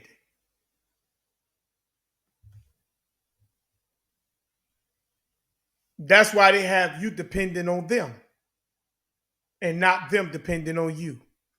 That's why they came and took everything from you. That's why they did that. And they had to give you a lie about your history because they had to flip and turn everything around against you to make you honor them. Because they came here depending on you. And then they took everything from you and now you're dependent on them. And a lot of you wants to stay in that mindset of begging from them. Tell me how the Creator blesses that. So when you die from the body, tell me how you transitioning. You're transitioning as a beggar. And the scripture says that's not even counted as a life. So tell me, what did you live?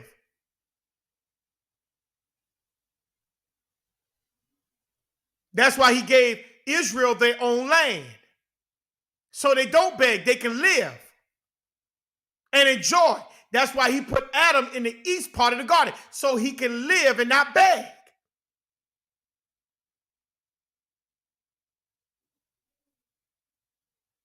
So when they do leave the body, they could transition in the parts that they were authorized to transition in. But while you're begging, tell me, how do you transition? Tell me how do you beg when tell me, how do you transition when you're begging? You can't go beyond the one who's feeding you. So that means you're at their mercy. So tell me, who's your God? They are at that So point. tell me who you're following. Following them. Then when they transition, that's the furthest you go.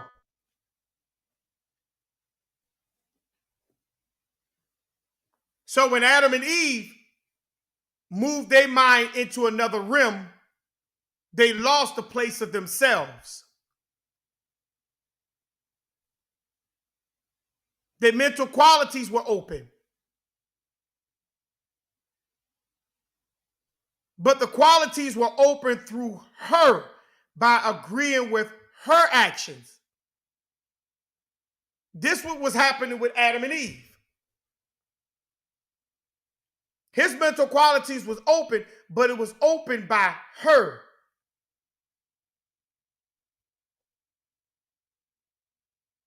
Actions by him agreeing with her actions.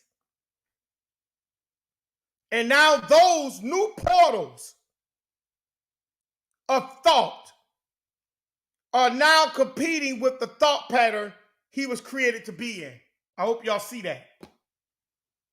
His new thought patterns is now competing with the thought pattern he was created to be in. Now they're clashing. Because one don't complement the other. It does not complement the other. It's two competing realms because why? He went and he entered into something that was not authorized, nor he was ready for, and he had no control of.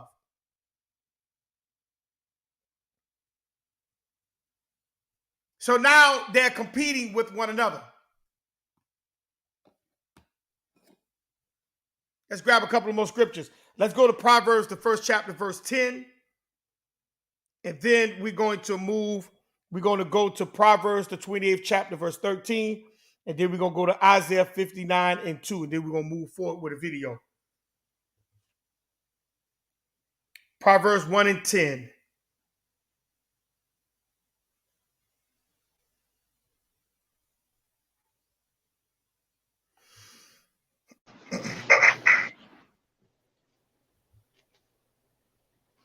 Go ahead. Okay, Proverbs 1 and 10. My son, if sinners entice thee, consent thou not. What is that What is saying? that saying? Means not to be enticed, or not to follow a sinner that's trying to entice you away from yourself. Okay. Okay. So that's saying what?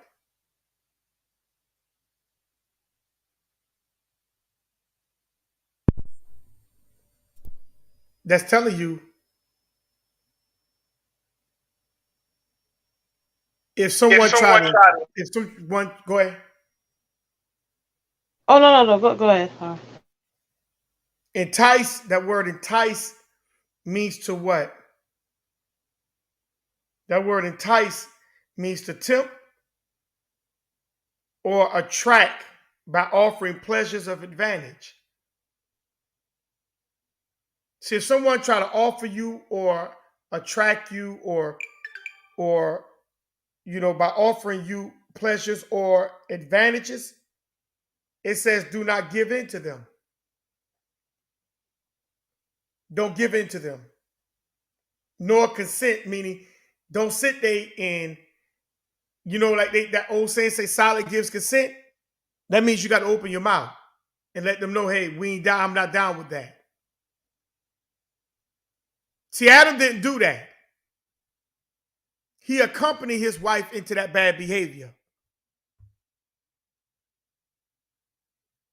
We don't supposed to give consent into bad behavior or a bad thought. Proverbs 28 and 12.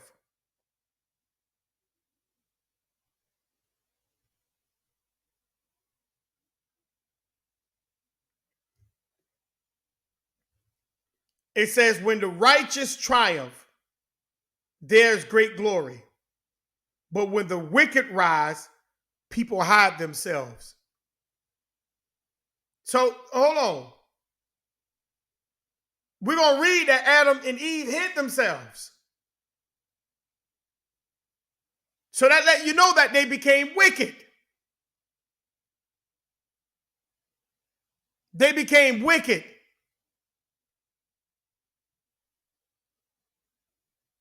They became wicked. Isaiah 59 and 2.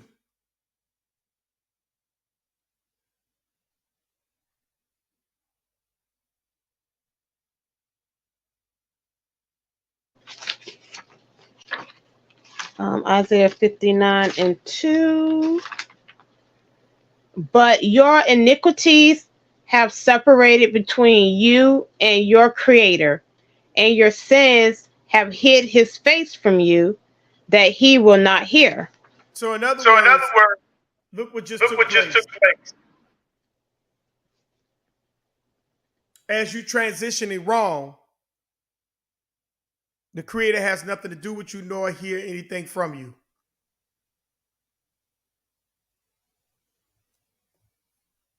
Just sum it up in a bread basket. The creator has nothing to do with you nor even wants to hear anything from you. Period. Let's get into this video. Fair use, fair use. This is not my material. It's called Music is Frequency Programming 44 Hertz. This is on YouTube. Fair use this for criticism, constructive criticism, teaching moments, ways that we can build and we can learn things from this video. This is not my material. This is under the Fair Use Act of 1970. And the video is called Music is Frequency Program 44 Megahertz. Let's get into it.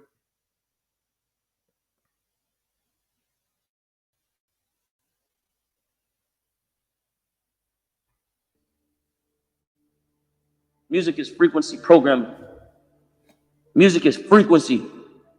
What frequency are you being fed? If I play with those frequencies, right, I can target certain parts of the mind, target the frequency to go to certain parts of the mind, and I can literally if I want you to astral project, or if I want you to go to sleep, or if I want you to go into a meditative state, I can make my music do that. The brain processes information electrically. It communicates with the cellular structure electrically, and it operates within a certain band of frequency. If you can broadcast frequencies carrying information, this technology has long been known, carrying information and perceptions within the frequency that the brain decodes information, the brain decodes those frequencies, those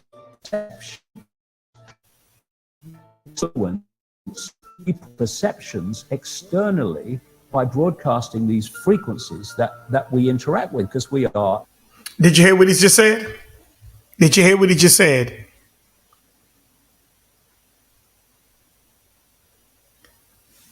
The things that you interact with, that's what literally intercepts in your mind. So imagine that Adam and Eve interacted with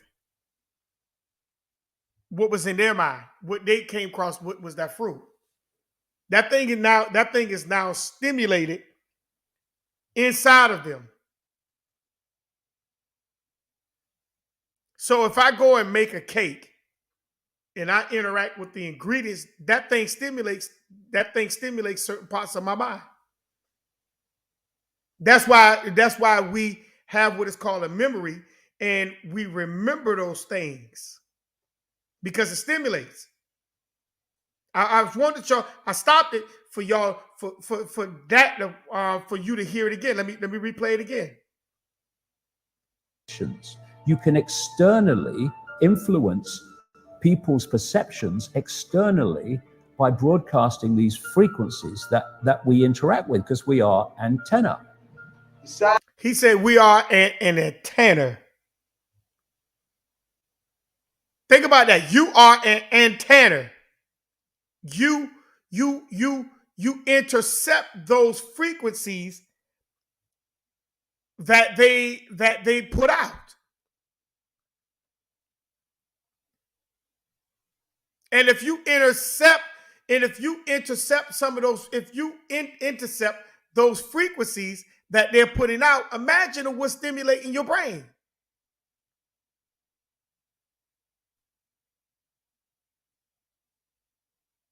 You say, well, what this got to do with Adam and Eve? I'm going to show you in a minute. Just give me a minute. Let's keep riding. Reality is that we now People externally broadcasting these frequencies.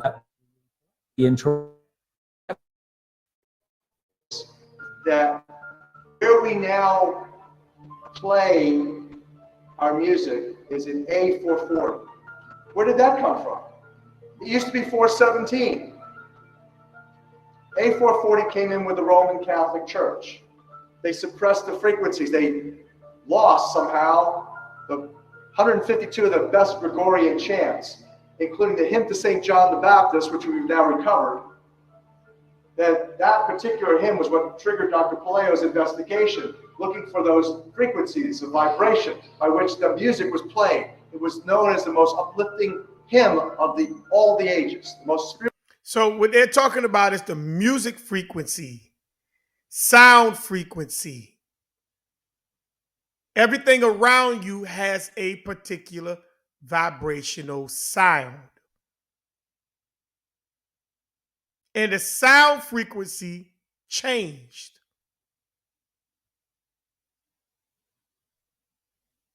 When Adam and Eve did what they did, it created a whole new sound. Watch.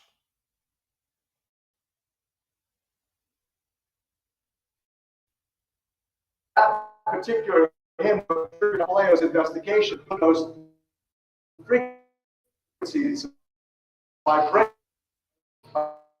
which the music was known as the most it was played in 6 tones. These are those 6 tones. These are those 6 frequencies. And so the A440 is what now is the standard tuning.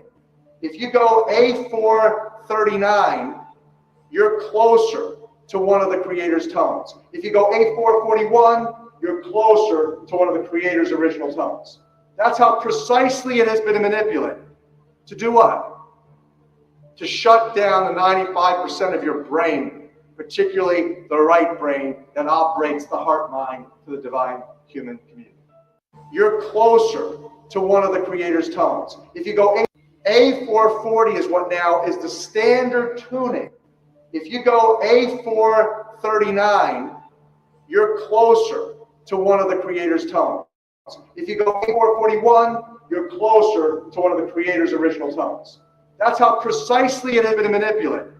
To do what? To shut down the 95% of your brain, particularly the right brain, not the heart mind to the divine human community.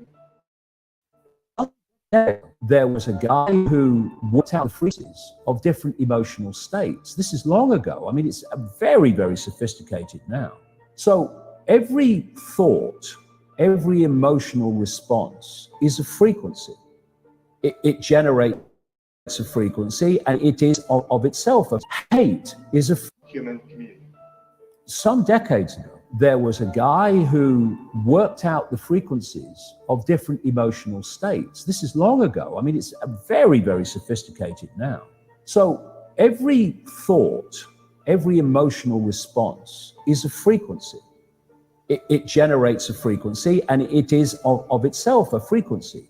Hate is a frequency, and it's different to love. You know, when you are in a room and there's lots of aggression and conflict and hatred, you feel it. What do people say? Oh God, you can cut the atmosphere with a knife in there. That is because the frequencies of hate and conflict have been so generated, they have changed the electromagnetic field of the room.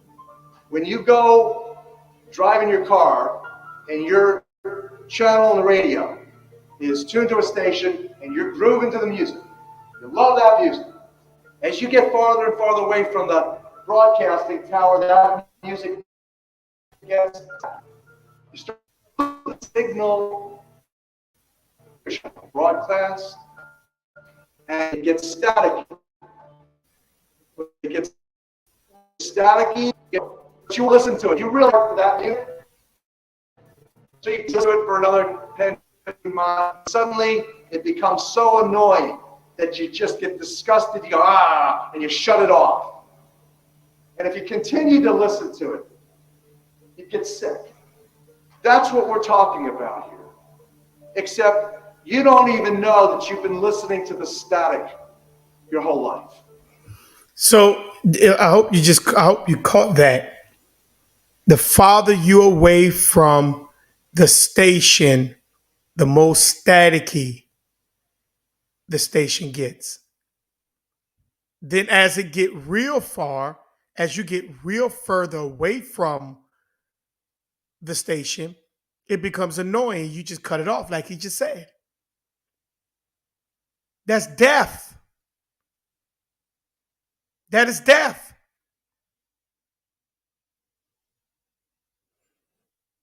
That's death, family. See, you experience that way before you even leave the body. You're transitioning away from your purpose. And now you are into the field of yourself, your desires. And that's what's happening. Let's finish it up. You don't even know what the true resonant frequency is because it has been kept. Now, of course, to really be effective, we need proper work. Sick. That's what we're talking about. You don't even know that you're listening to static.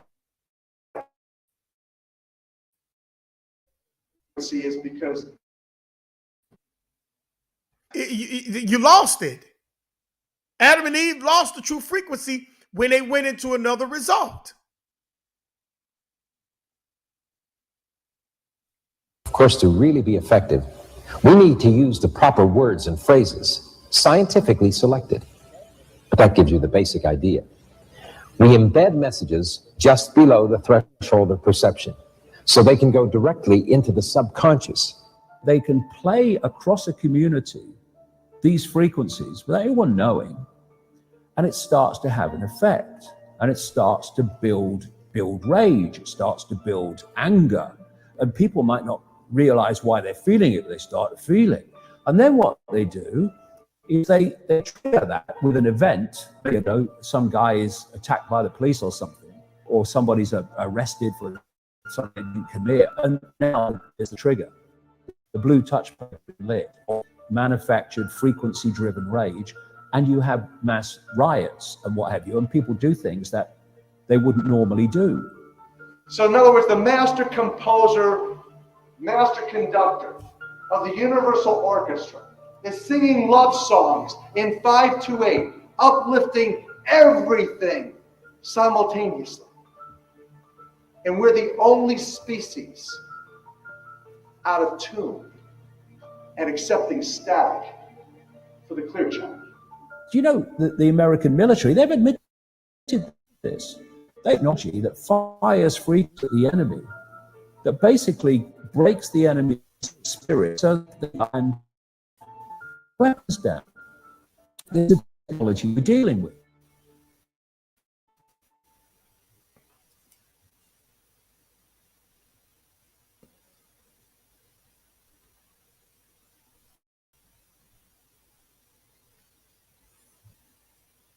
Now I hope y'all caught that. I hope y'all caught that. Because they telling you that they have, I mean, when you've been listening to static all your life because you don't know the proper frequency. When Adam ate of that tree, both of the eyes were open. They lost the proper frequency that they were supposed to be in. So now they are producing what? They mentally are dead. And that produces what? The loss of core belief and values. They distrust. They're alienated from others, shame and guilt. And the sense of being what? Permanently damaged. So this is what they're in. It says their eyes were opened. And the word opened in verse 7 of the 3rd chapter, the word open means their eyes and ears. Now the female understanding was already cut off from her realm because her actions, but now the male cut off his understanding by allowing his wife's actions to take over his, which shut him up from his realm. See? Let's grab 2 scriptures. Let's go to Ezekiel 12:2 and Deuteronomy 29:20. Ezekiel 12:2 and Deuteronomy 29:4.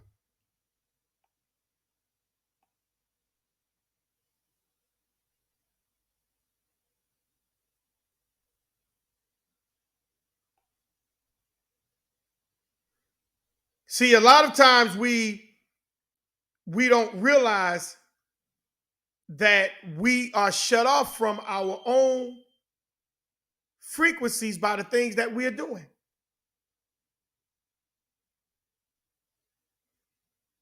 It says, Son of man, Ezekiel 12:2, Son of man, thou dwellest in the midst of a rebellious house, which have eyes to see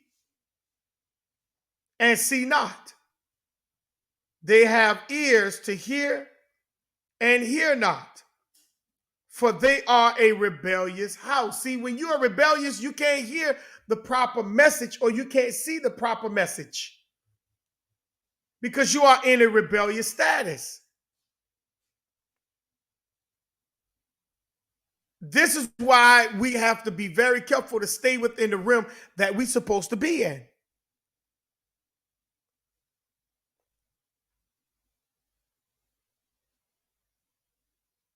But a lot of us, we are not trying to stay within that realm. We're trying to venture out to do the things that we want to do and why we want to do it. when we want to do it. We run it after our own desires.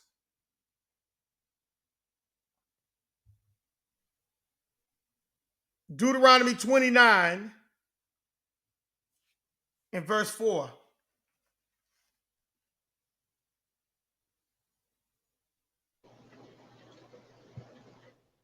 Yes, the Creator have not given you a heart to perceive, and eyes to see, and ears to hear unto this day. Keep going. And I have led you 40 years in the wilderness. Your clothes are not waxen old upon you, and thy shoe is not waxen old upon thy foot. Now read verse 4. Yes, yet the Creator hath not given you an heart to perceive, and eyes to see, and ears to hear unto this day. What that mean?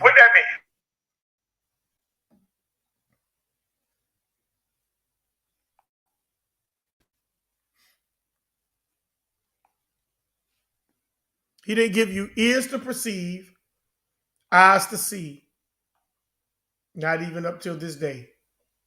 What do you mean by that?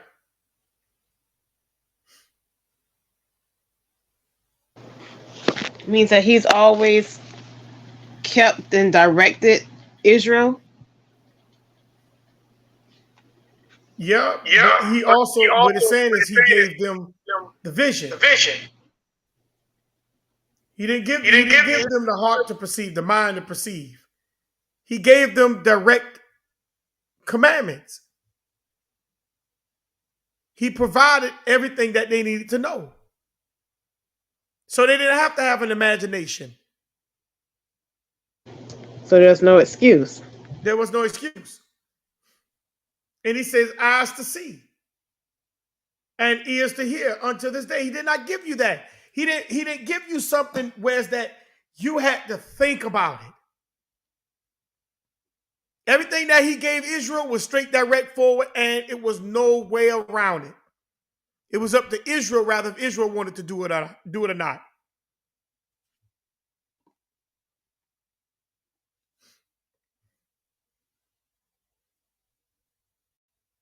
See,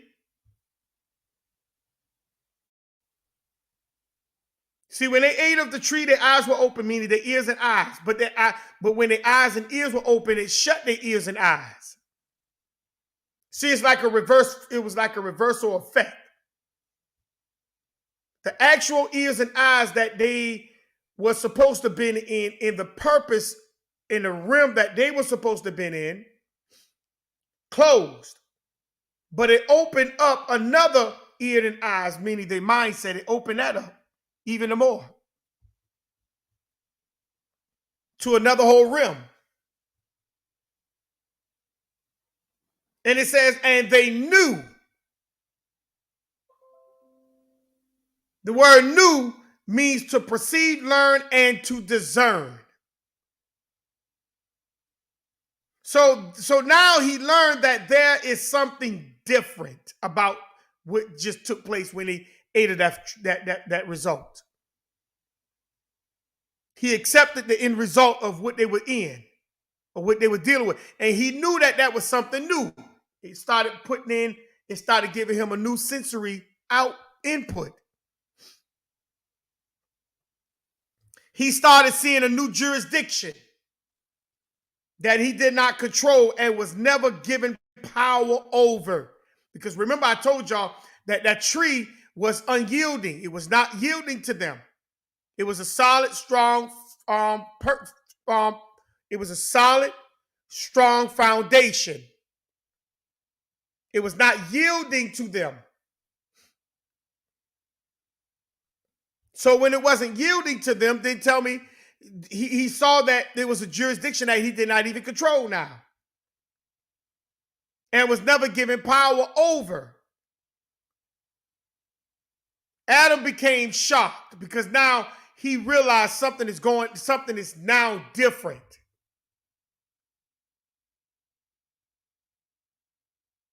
He knew he was naked. He knew they was naked. See, that means the state of being without clothing or covering of any kind.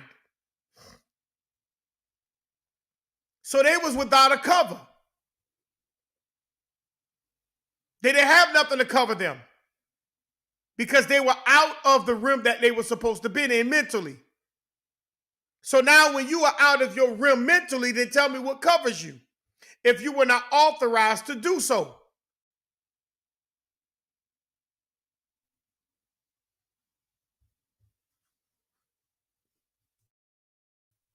Jurisdiction ain't supposed to be in the law. The law was the jurisdiction.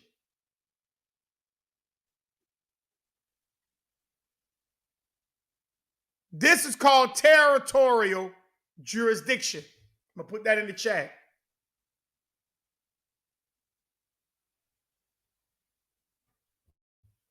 This is called territorial jurisdiction. And you can look that up.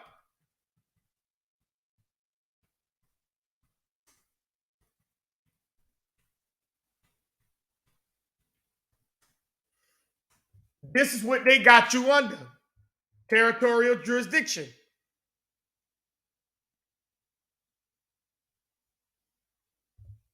This is the right to hear a legal case based on location.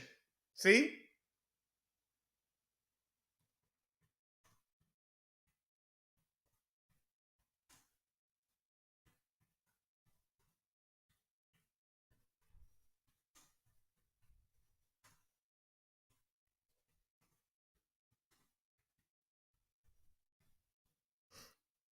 So if they're not in the right position,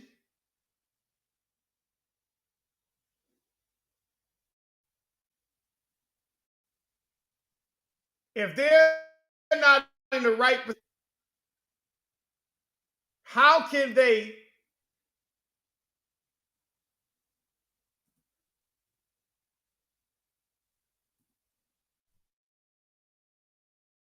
if they're not in the right position, then tell me how could they now enforce the law in their own area? How can they do that? This is what naked means. They have no more power.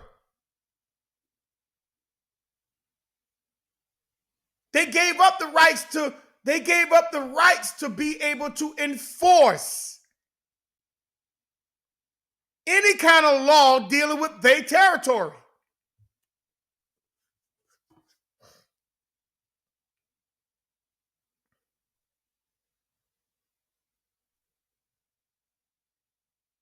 See, that's why they have to tell you that you come from Africa. You was a slave. Because that takes away your rights of your own territory, which is called territory jurisdiction. Look it up. So now you cannot enforce any laws because you gave it up. You became naked.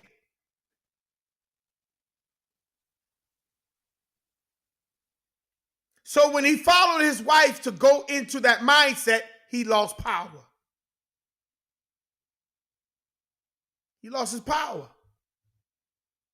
He no longer is the protector of the east part of the garden. He lost that.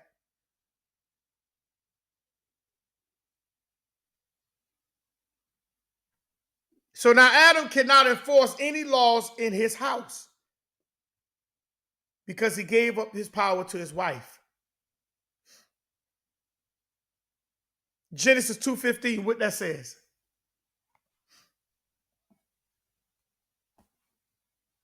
He gave up his power to his wife.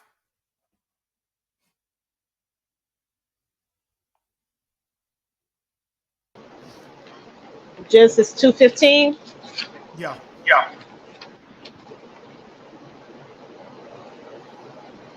And the Most High took the man and put him into the Garden of Eden to dress it and to keep it. So he put man in the garden to dress it and to keep it. Now think about that. He gave man rules.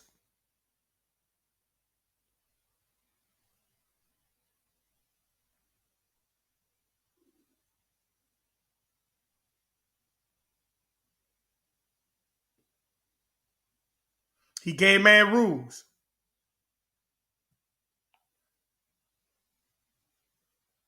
Jump back up to verse 8. What verse 8 says?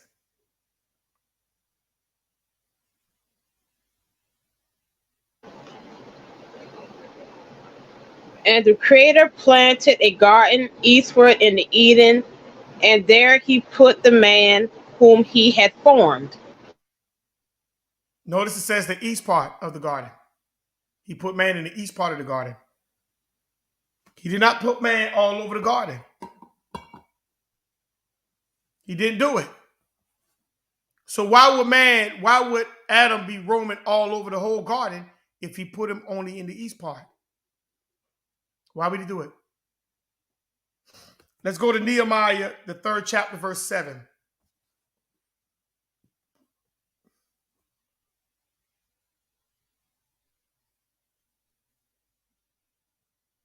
He didn't put you all over the place to roam. Why would you be roaming there? Why would you be in a spot where you were not put in? Why would you deal with someone or something that you were not given authorization to deal with?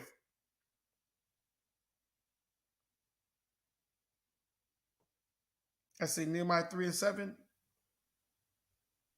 Okay, hold on. Let me make sure this is right. I don't know what I pulled this for.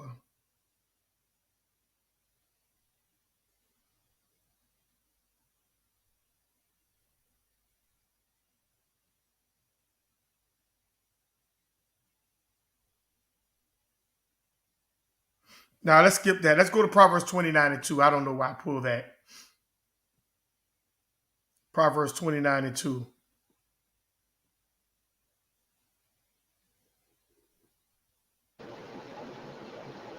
When the righteous are in authority, the people rejoice, but when the wicked beareth rule, the people mourn. See? So you got to make sure now you have to understand as we move forward into this Adam and Eve story that Adam and Eve became wicked. They became wicked, family.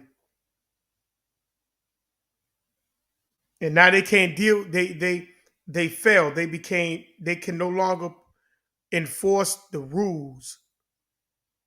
They can no longer enforce the rules in the garden. They lost that. So what they did, they realized that they were naked. They lost the territorial jurisdiction to something else. So then they sold. Sold means to join, fasten, or repair something. So what did they try to do? So both of them tried to repair or join the two rims together. How can you do that when you wasn't given authorized over one?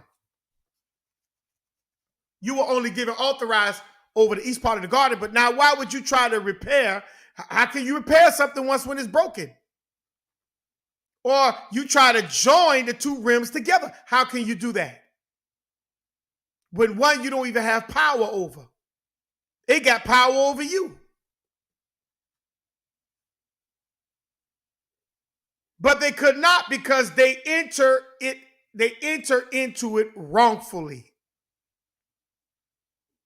And remember, the tree is firm, which means it was solid and unyielding. Surface or structure. That means that particular thing was not bending for them. They bend for it.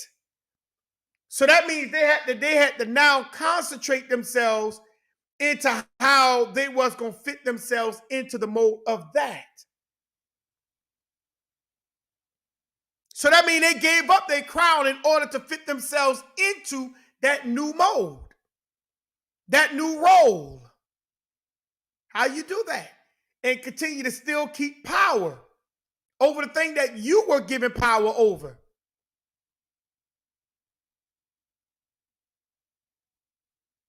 So they had to make an adjustment in order to deal with that unyielding structure.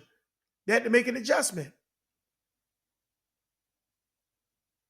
It wasn't something that they literally say that gave in to them. It was something that they had to give into.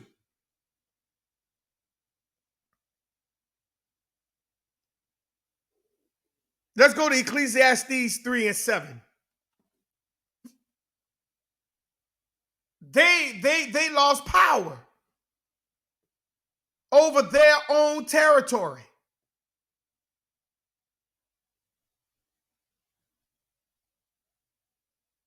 They lost power over their own territory.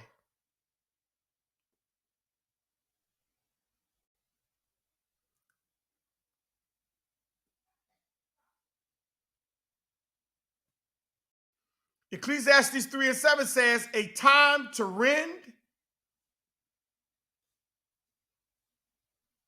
and a time to what? Sow. A time to keep silence and a time to speak. So it's a time to tear certain things down. When? When is it that time? The time when it was authorized. And it was the time to sow. It wasn't time for Adam and Eve to sew those two rims together because one of the rims they were not given power over. So why would they be trying to sew the two rims together?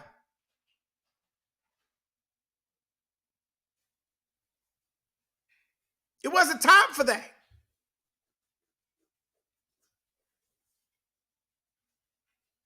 See, they was out of order. Ezekiel 13:18.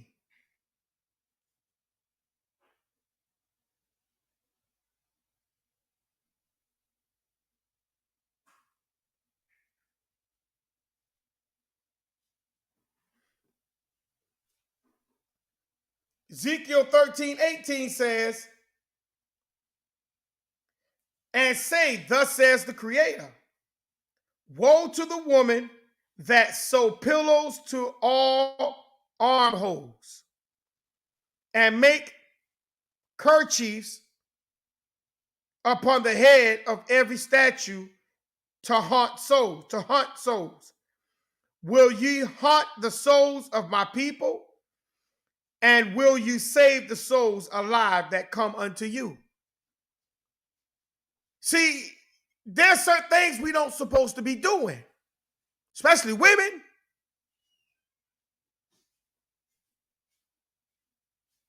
We have to make sure that there are some things that we are authorized to do.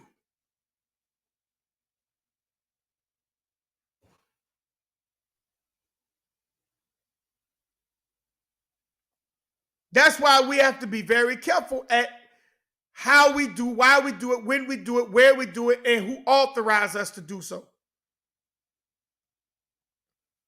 Job 16 and 15.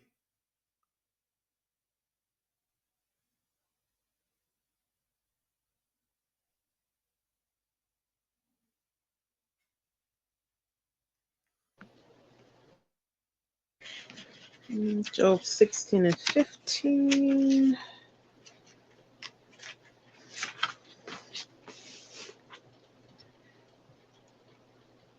I have sewed sackcloth upon my skin and defiled my horn in the dust. No. Right. It does. 16, 15. Okay. I have sown sackcloth upon my skin and defiled my power in the dust. There are certain things you're not supposed to do at certain times.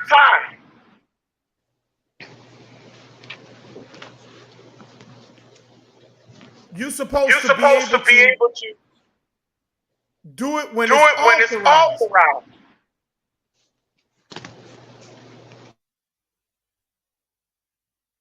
But a lot of times we look for, our desires, and when we do things not knowing the blowback of when it comes back to us. We're not ready for the blowback. We just want to continue to fight and continue to keep doing what we want to do according to our desires. And then that thing causes, our desire causes us to be ruled by others, which creates us to become beggars. Because we're no longer ruling our own jurisdiction. We lost that through imaginations, by imagining something different. See, they sold fig. They sold fig. Fig is of a foreign derivation, meaning the obtaining or development of something from a source or region. So the tree of knowledge is foreign to them. This was foreign. Why? Because it was not of their own jurisdiction. That wasn't of them. That wasn't what they was put over. And they sold aprons. The apron means come trembling, bond or gird oneself. So when you talk about something that is foreign, it's going now, and you tie those two, you try to sew those two things together, it becomes what is called Clash of the Titans. Meaning now they're preparing oneself for action. What is that action? You got to now get your mind from out of that thing now that you gave your mind over to be controlled by.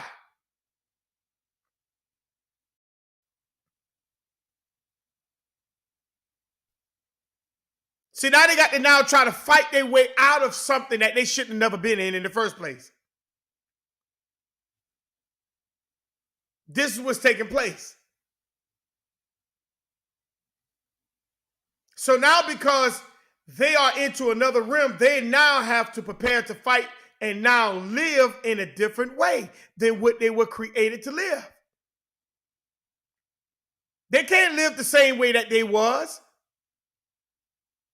They mind they'll stretch into other avenues, like I just told y'all. When their mind came into open? What happened? Their eyes were open. What opened? The mental qualities. The mental qualities of them opened. So now they're fighting with the realm that they were in, and now the realm that they now opened.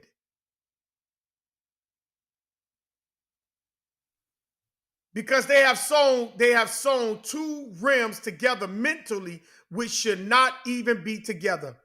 They was one, they were not prepared for. Two, they was not authorized. And three, they both were reckless at what they were doing. They were reckless.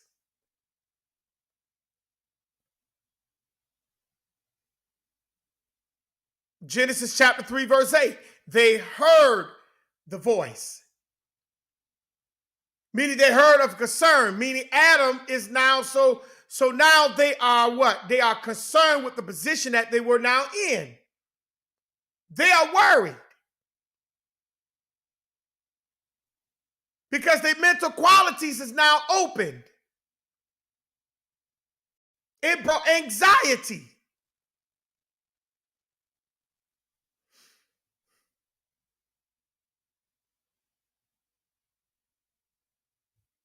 It brought anxiety.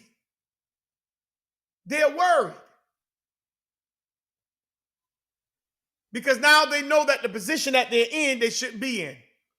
And now they're trying to find a way to get back to the position that they were put in. But it's going to be hard as hell to get there, to get back there.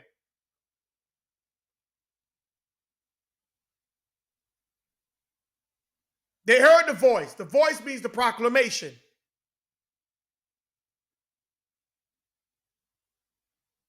Proclamation is a public or an official what? Announcement.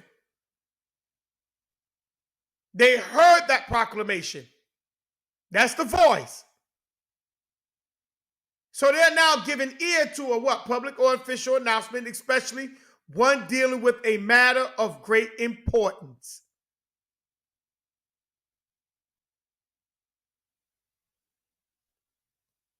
That's what they're listening to. They heard that proclamation. And what was that great importance? Breaking the law of going outside of the garden mentally. That's what they heard. They didn't supposed to go mentally outside of their realm. That's why Genesis 2:8 said he put them in the east part of the garden. And 2:15 shows you what the commandments that they were supposed to do in order to stay in that part. And then if they did eat from off that tree of knowledge, they were supposed to have been ready for it, authorized, and it was supposed to have been in the position that they were moving in. And if they wasn't moving in that position, they were supposed to have not dealt with that tree at all.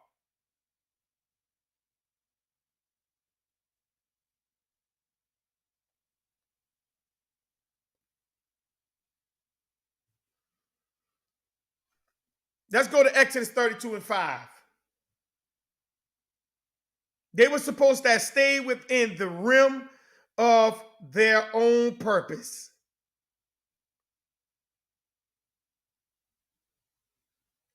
Exodus 32:5.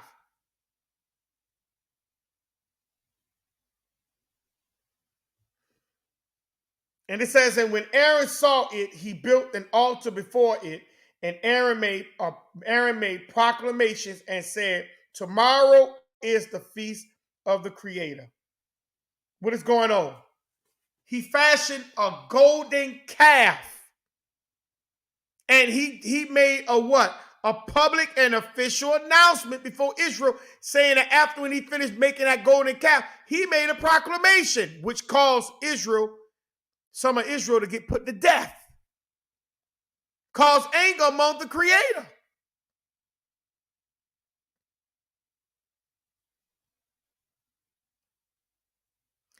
Adam and Eve heard the proclamation.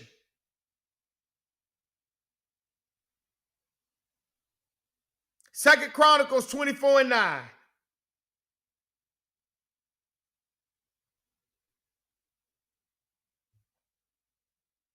See, they heard the proclamation.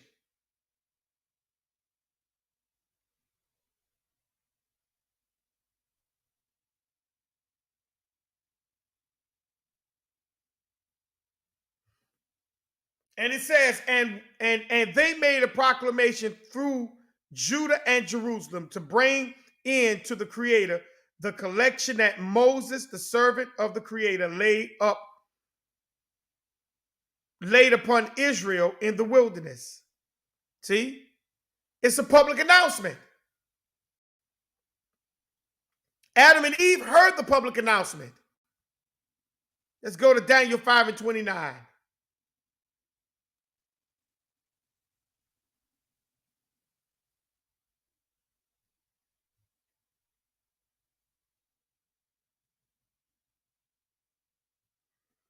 Daniel 5:29. Go ahead. Then commanded Belshazzar, and they clothed Daniel with scarlet, and put a chain of gold around his neck, and made a proclamation concerning him, that he should be the third ruler in the kingdom. So it's showing you that that's a public announcement.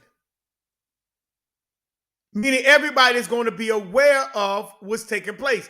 And that's why Adam and Eve, when it says they heard the voice, the proclamation, they heard the public and official announcement, especially one dealing with a matter of great importance. What was the importance of the Lord? Of the Lord means the fallout. They heard the announcement of the fallout. That's what of the Lord means. It was a fallout.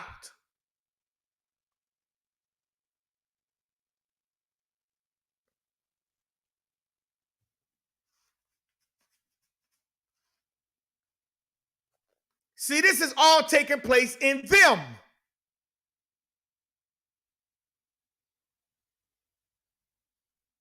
And what was the fallout? They no longer have the connections as a husband and wife. That was done. That connection of the husband and wife was over. Number two, they no longer have the connection to the territory. Number three, they no longer have connection to the universe within themselves. That was finished. Because they fell downward, not upward. They fell into their desires, not the creator desires. They fell within their own purpose of their desires, not the desires of the creator, what he purposed in them. And number four, they lost touch with the Sabbath. They no longer have connection as husband and wife. They no longer have connection to the territory. They no longer have connection within the universe, within themselves, and they lost touch with the Sabbath. This was the fallout.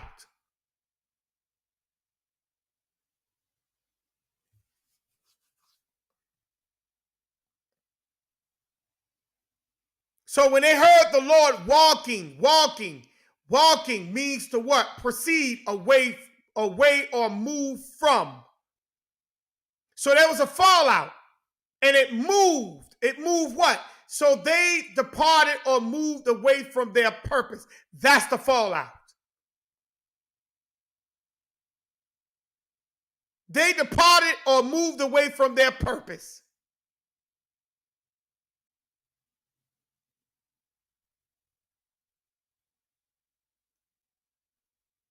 This is what was going on.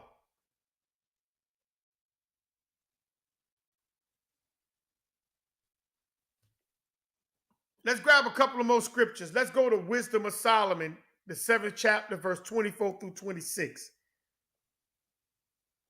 Wisdom of Solomon,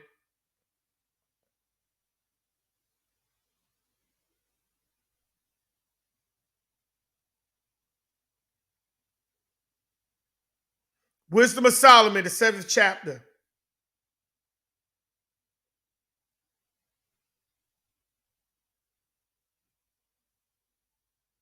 See, they lost touch. They lost touch of themselves.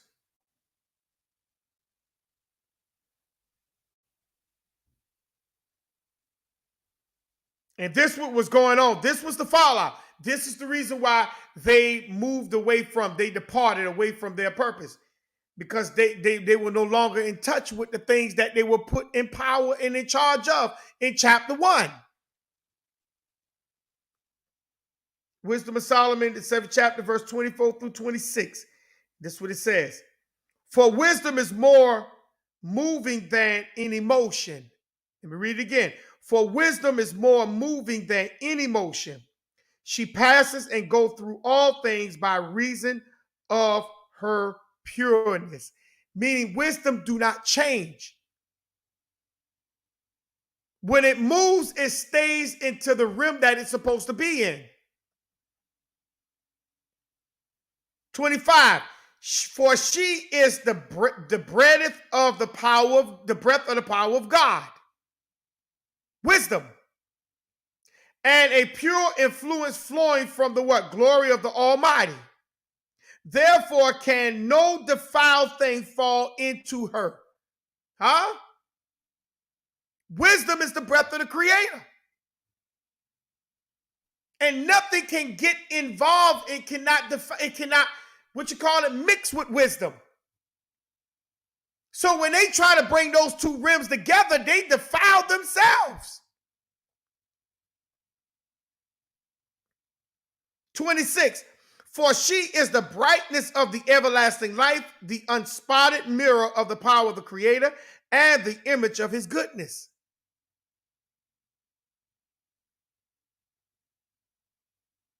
See?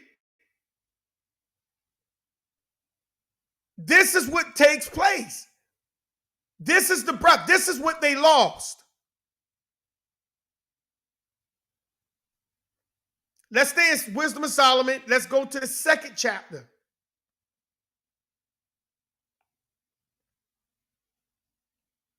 the second chapter. And let's jump down. We're going to read verse 1 through 24. This is a long one.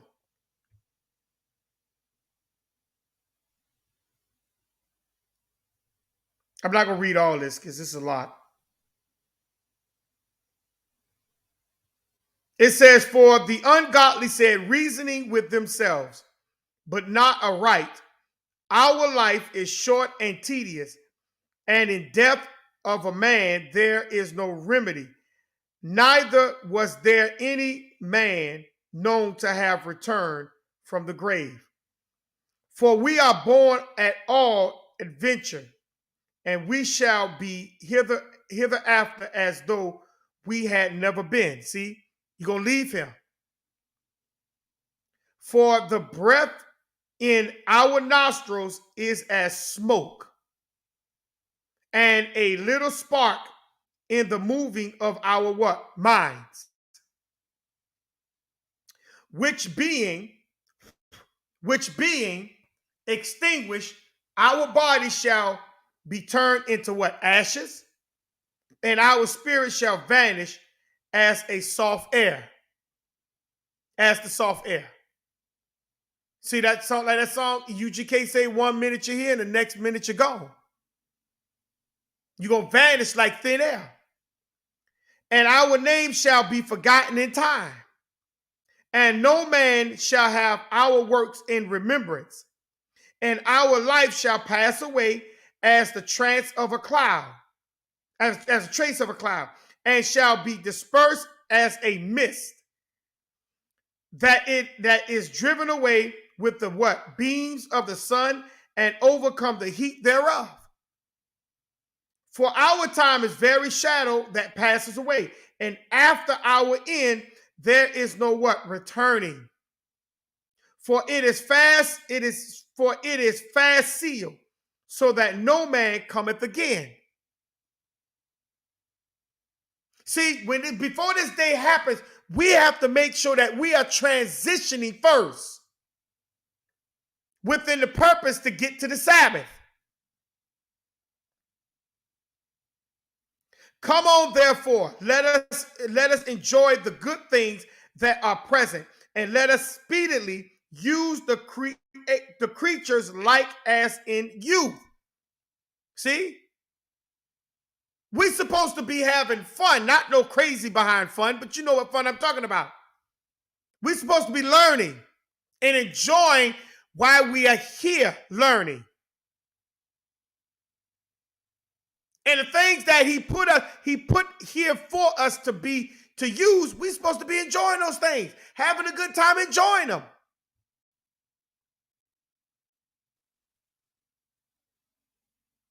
See, let us fill ourselves with costly wine and ornaments, and let no flowers of the spring pass us by. We're supposed to be able to enjoy these flowers and fruits and all that stuff when they produce themselves. See, this is the garden. This is the garden. Let us crown ourselves with what? Rosebuds before they what? Wither. This is the garden, family. Let none of us go without his part of our what? Voluptuous. I don't know what that means. I don't know what that is. Let us leave tokens of our joyfulness in every place, for this is our portion, and our lot is this. That's what I told you. That's what we're supposed to be doing in the garden. This is getting to the Sabbath. Let us oppress the poor righteous man. Let us not spare the widow, nor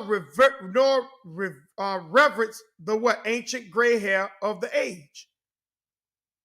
What it means to let us oppress the poor. What it means to oppress the poor. How do you oppress the poor? By not giving them anything?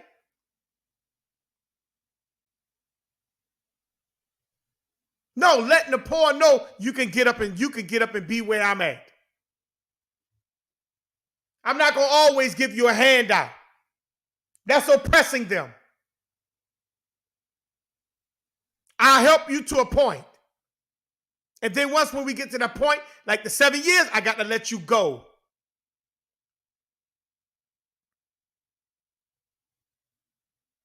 Don't spare the widow.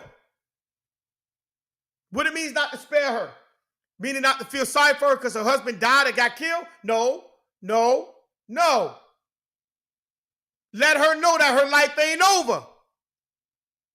Just because her husband died.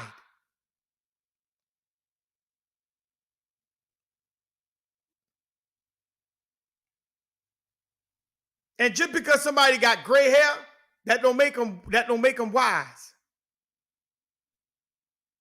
They just got a lot of gray hair.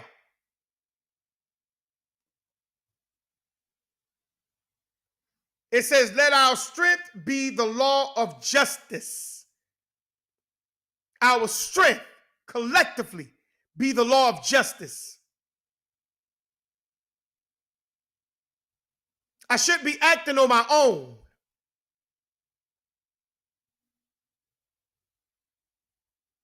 I should be acting within the nation that reverence the Creator's laws.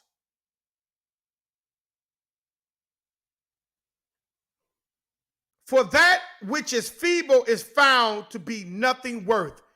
So anything that's feeble, why am I sitting there trying to hold on to it? Let it go. If it's feeble, that means it's no good to you.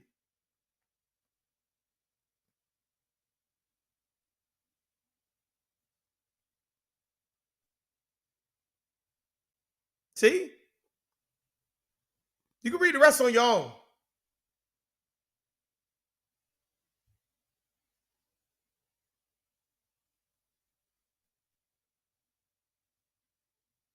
Adam and Eve,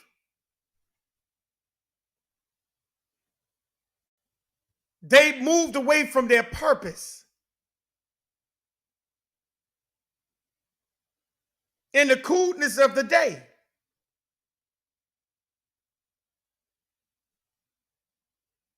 In the coolness of the day.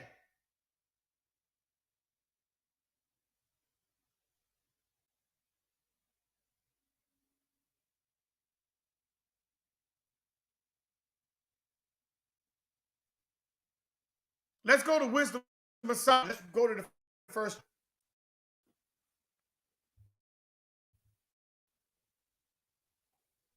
Let's see what else they lost.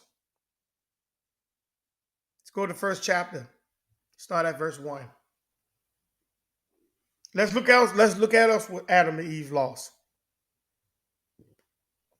Love and righteousness, ye that be judges of the earth. Think of the Creator with a good mind, and in simplicity of mind seek him.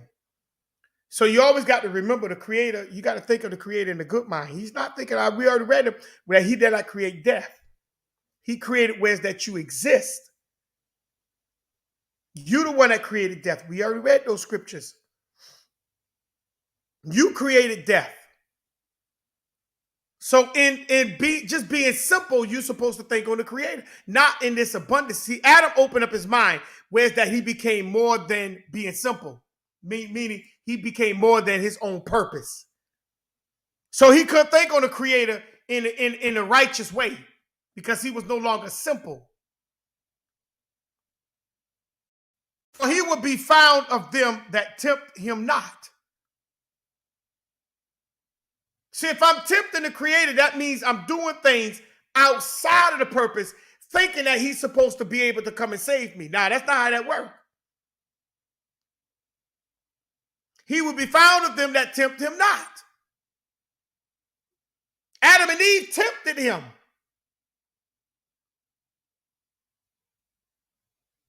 And showed himself unto such as do not distrust him. So if I sit there and claim that that the Creator is among me, do you trust him? Do you trust the Creator?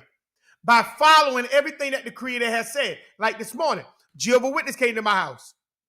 She was telling me, do the Creator, do the Lord hear? She used the word Lord, but do the Lord hear everybody's prayer? And I told her no. She said, why?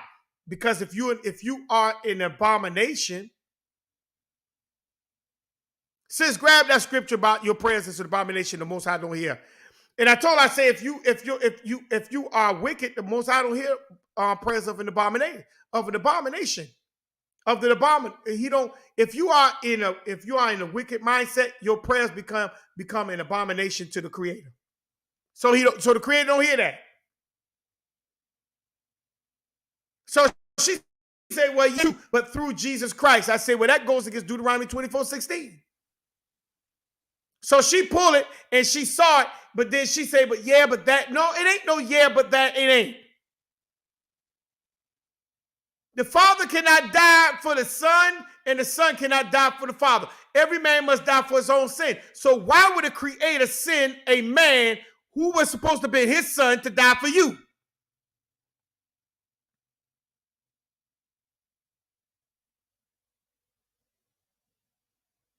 There was no yeah and but.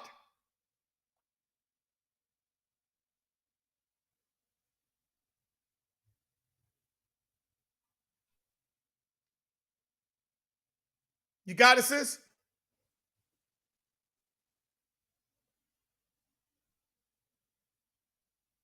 I get it. Let me finish this up.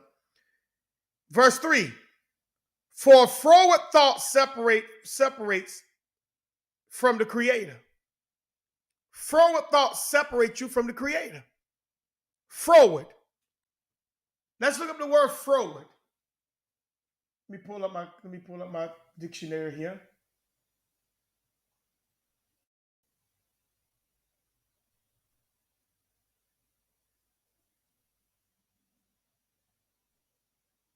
Give me 1 second. Trying to figure out why this thing is acting slow. Can you give me that one more time, please? The scripture. Give you what? The scripture. It says he don't hear the abominations of the wicked. Okay.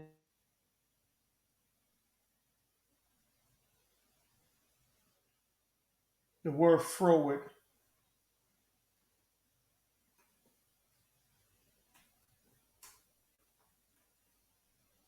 The word froward, the definition for the word froward is, let me see.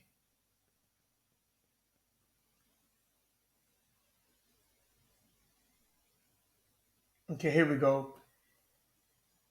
It says difficult to deal with, contrary. So you're dealing with a person that's difficult to deal with. So when it says, for froward thoughts separated from the Creator, that means difficult thoughts that's hard to deal with. They don't want to hear nothing. They don't want to hear no truth. When they hear something, and they know it's truth, they kind of try to cut you off. Froward thoughts separate you from the Creator. You hard to deal with. You hard to talk to. You hard for somebody to even sharpen iron. You don't even want to sharpen yourself. That separates you from the Creator. A froward thought.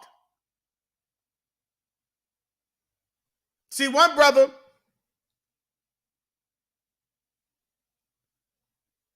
I'm gonna leave that alone. And his power, meaning you can't even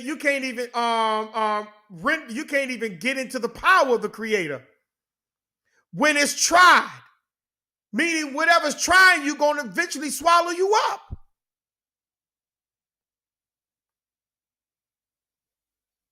Reproveth the unwise. See, your thoughts reprove you to be unwise. This what separates you from the Creator. Verse 4 says, for into a malicious soul wisdom shall not enter, nor dwell in the body that is subject to sin. And we already tell you, wisdom is the breath. So if wisdom is the breath, it's not going to stay in the body. It's not going to even enter into your body, especially if you were sinning. And sinning means you are in another jurisdiction other than the jurisdiction you were purposed to be in. That is sin.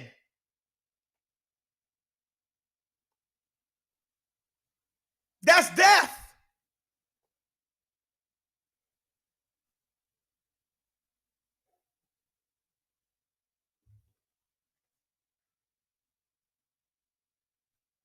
So froward is something that's hard to deal with. Let's look up the word malicious.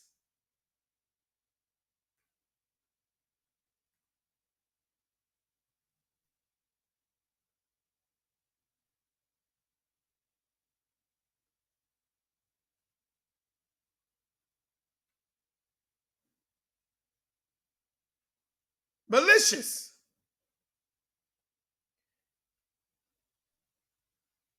Attending to do harm. So when it says a malicious soul, that soul is attending to go against what the Creator, or to deliberately go outside of their own purpose.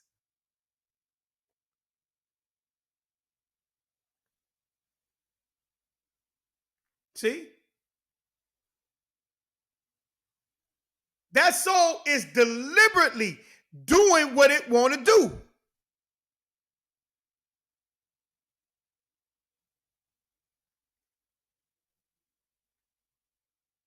Wisdom don't enter into that. Not even in that body. Don't even enter into that mind.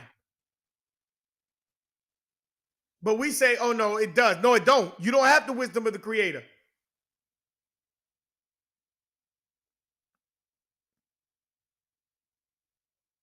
For the Holy Spirit of discipline. Because that breath, when it's in your body, you have to be disciplined within your own territory. Moving into the things that was what? That was given and authorized for you to move in.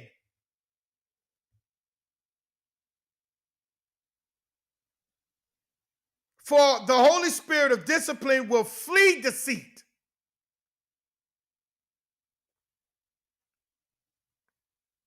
If you're disciplined in the rim that you're supposed to be in, deceit will leave. You ain't got to play no games. You ain't got to fake the funk. The deceit really is literally going to leave. And one with, and it says, and remove from thoughts that are without understanding. If you're not disciplined, the spirit will leave. The breath will leave.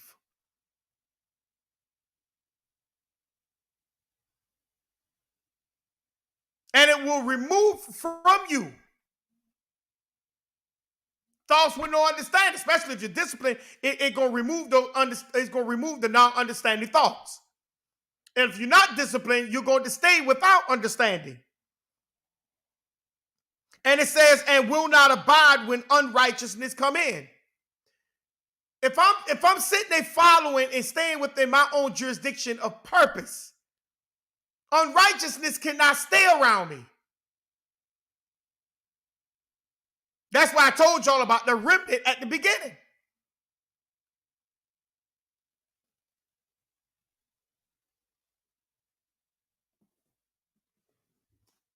Do you have the abomination scripture, sis, or do I need to get it?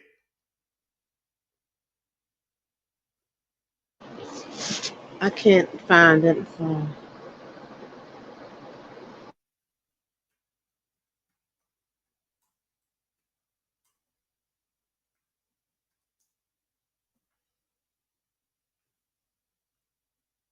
That's Proverbs 29 and 9.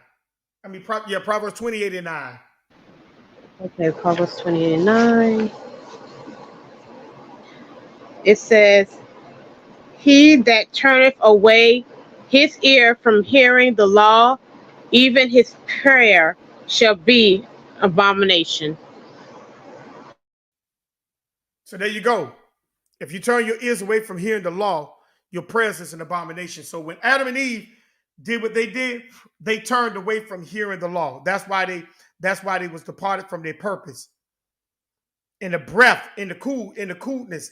They heard the voice walking, meaning they saw the breath departing. In the coolness of the day, meaning the mind, the breath. They saw that leaving.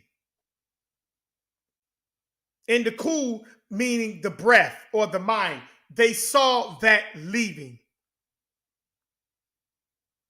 Then actively, especially in a woman, the quality of being attractively lively and animated. The woman lost that. Lively means full of life and every active and outgoing. She lost that because she's out of place. And animated means full of life and energy. The woman lost that. And all this is taking place where? In their minds. This is taking place in their minds. The fall happened mentally. They were dead.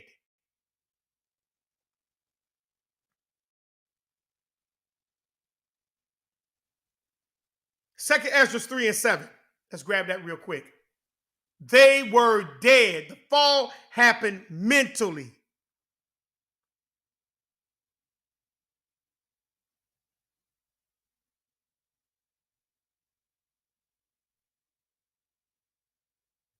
They were dead.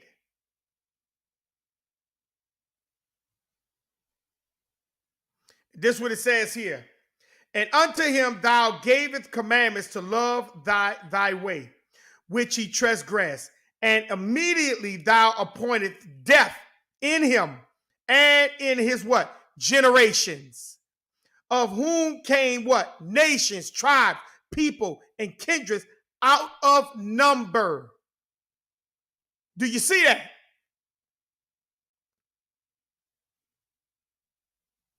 You can read Ezra, Ezra's the third chapter. You can see that it was talking about Adam.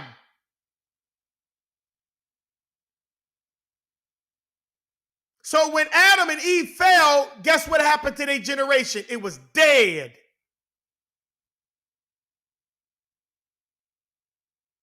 Let's read it again.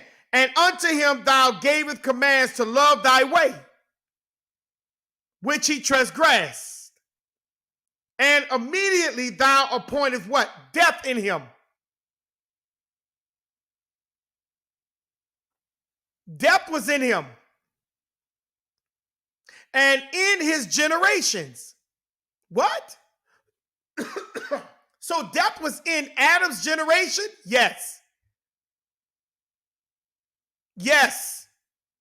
Because Adam and Eve were dead. They lost their power. They lost their jurisdiction. They had no rights to enforce any laws ever again.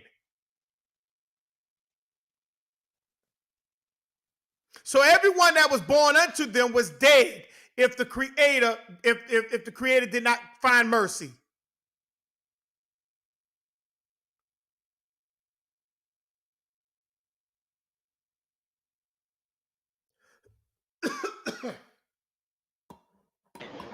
So is that why what happened with Cain and Abel, is that the outcome of what they did?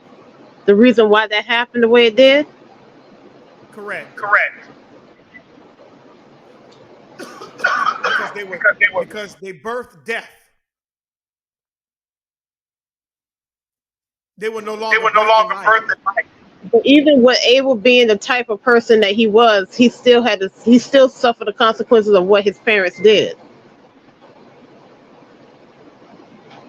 Correct. And it's gonna get real interesting when we get there. Because there's some things that the Creator had did when we get to chapter 4 to bring Abel the way Abel did, to do what Abel has done. But Adam's seed line was dead. It was dead. And it says in the coolness of that day, of the day. And of the day means the decision of time. Meaning, guess what? The fall didn't happen right then and there. That thing happened over time.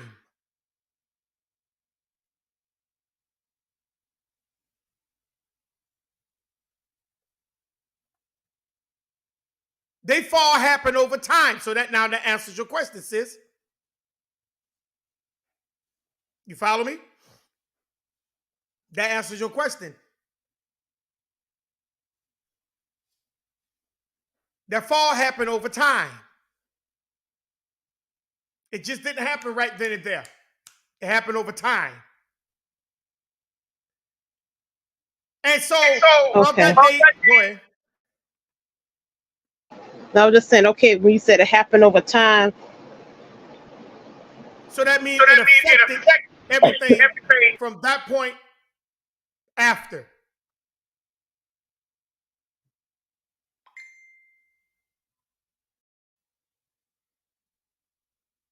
And on that day, and they did what? Hid themselves. That word hide themselves, means to draw back maturity or age. They lost maturity within their own power. There was a drawback.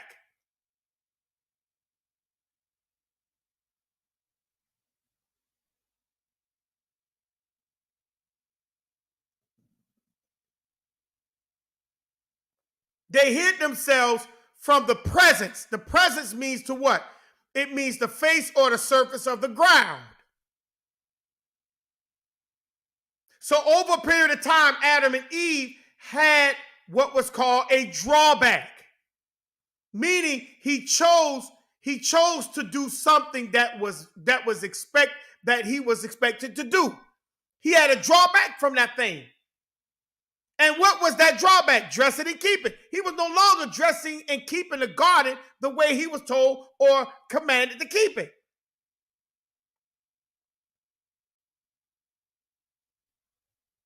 Something else is going on there.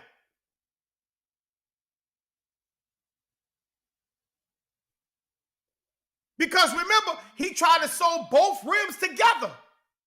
He tried to join those things together, and there was a drawback from the surface of the ground because he no longer can now do what he was purposed to do in his own territory. He lost the power of it.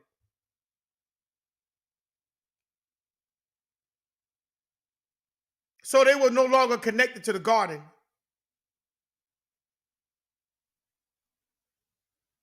The way the Creator had connected them.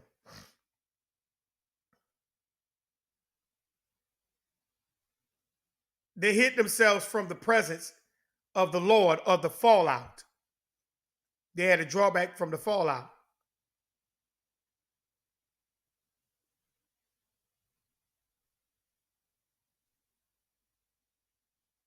There was a fallout of the divine one, God, the Creator. Among, mean between, the trees. What was the trees? The trees that he told them that they could eat from, and the tree of knowledge he told them not to mess with unless they were ready to deal with that rim or they were authorized.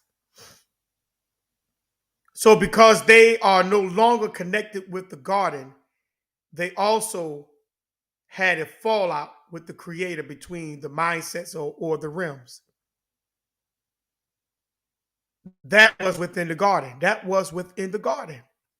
They was no longer out of they had a fallout, not just with the garden, but now with the Creator.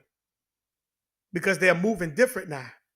And remember, like I told y'all, this is over a period of time. This is not the same thing. This not happened on one day. No. This is over a period of time.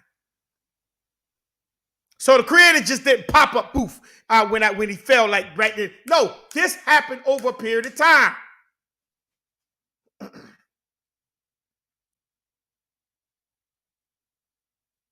This happened over a period of time, family.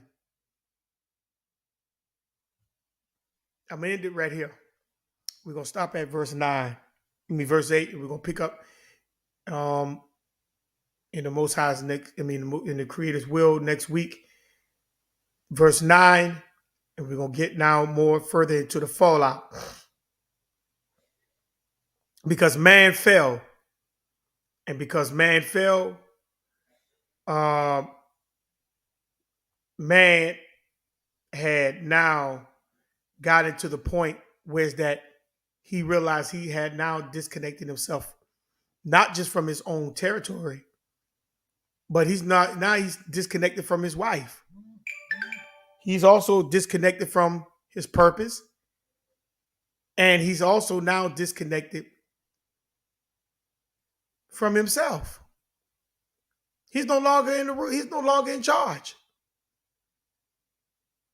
So now all this came because he accompanied her. He allowed her bad decision to take precedence over him, his rule. So she became the ruler over him. And this is the fallout. Everything is out of order now. And because everything is out of order now, tell me how you get it back in order. Because everything from what he birthed now, what he create with her, is dead. It's out of order.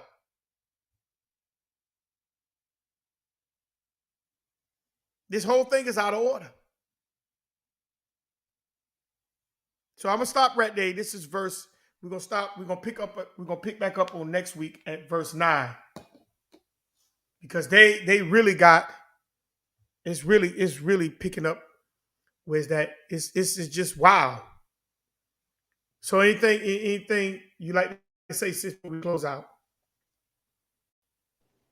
Oh no, just the that I appreciate the teachings. I appreciate the you breaking down the scripture from the beginning, because there are some things that I know we've gone over before, but the more we dig into it, the more I begin to see things in a different light. So all praises for that.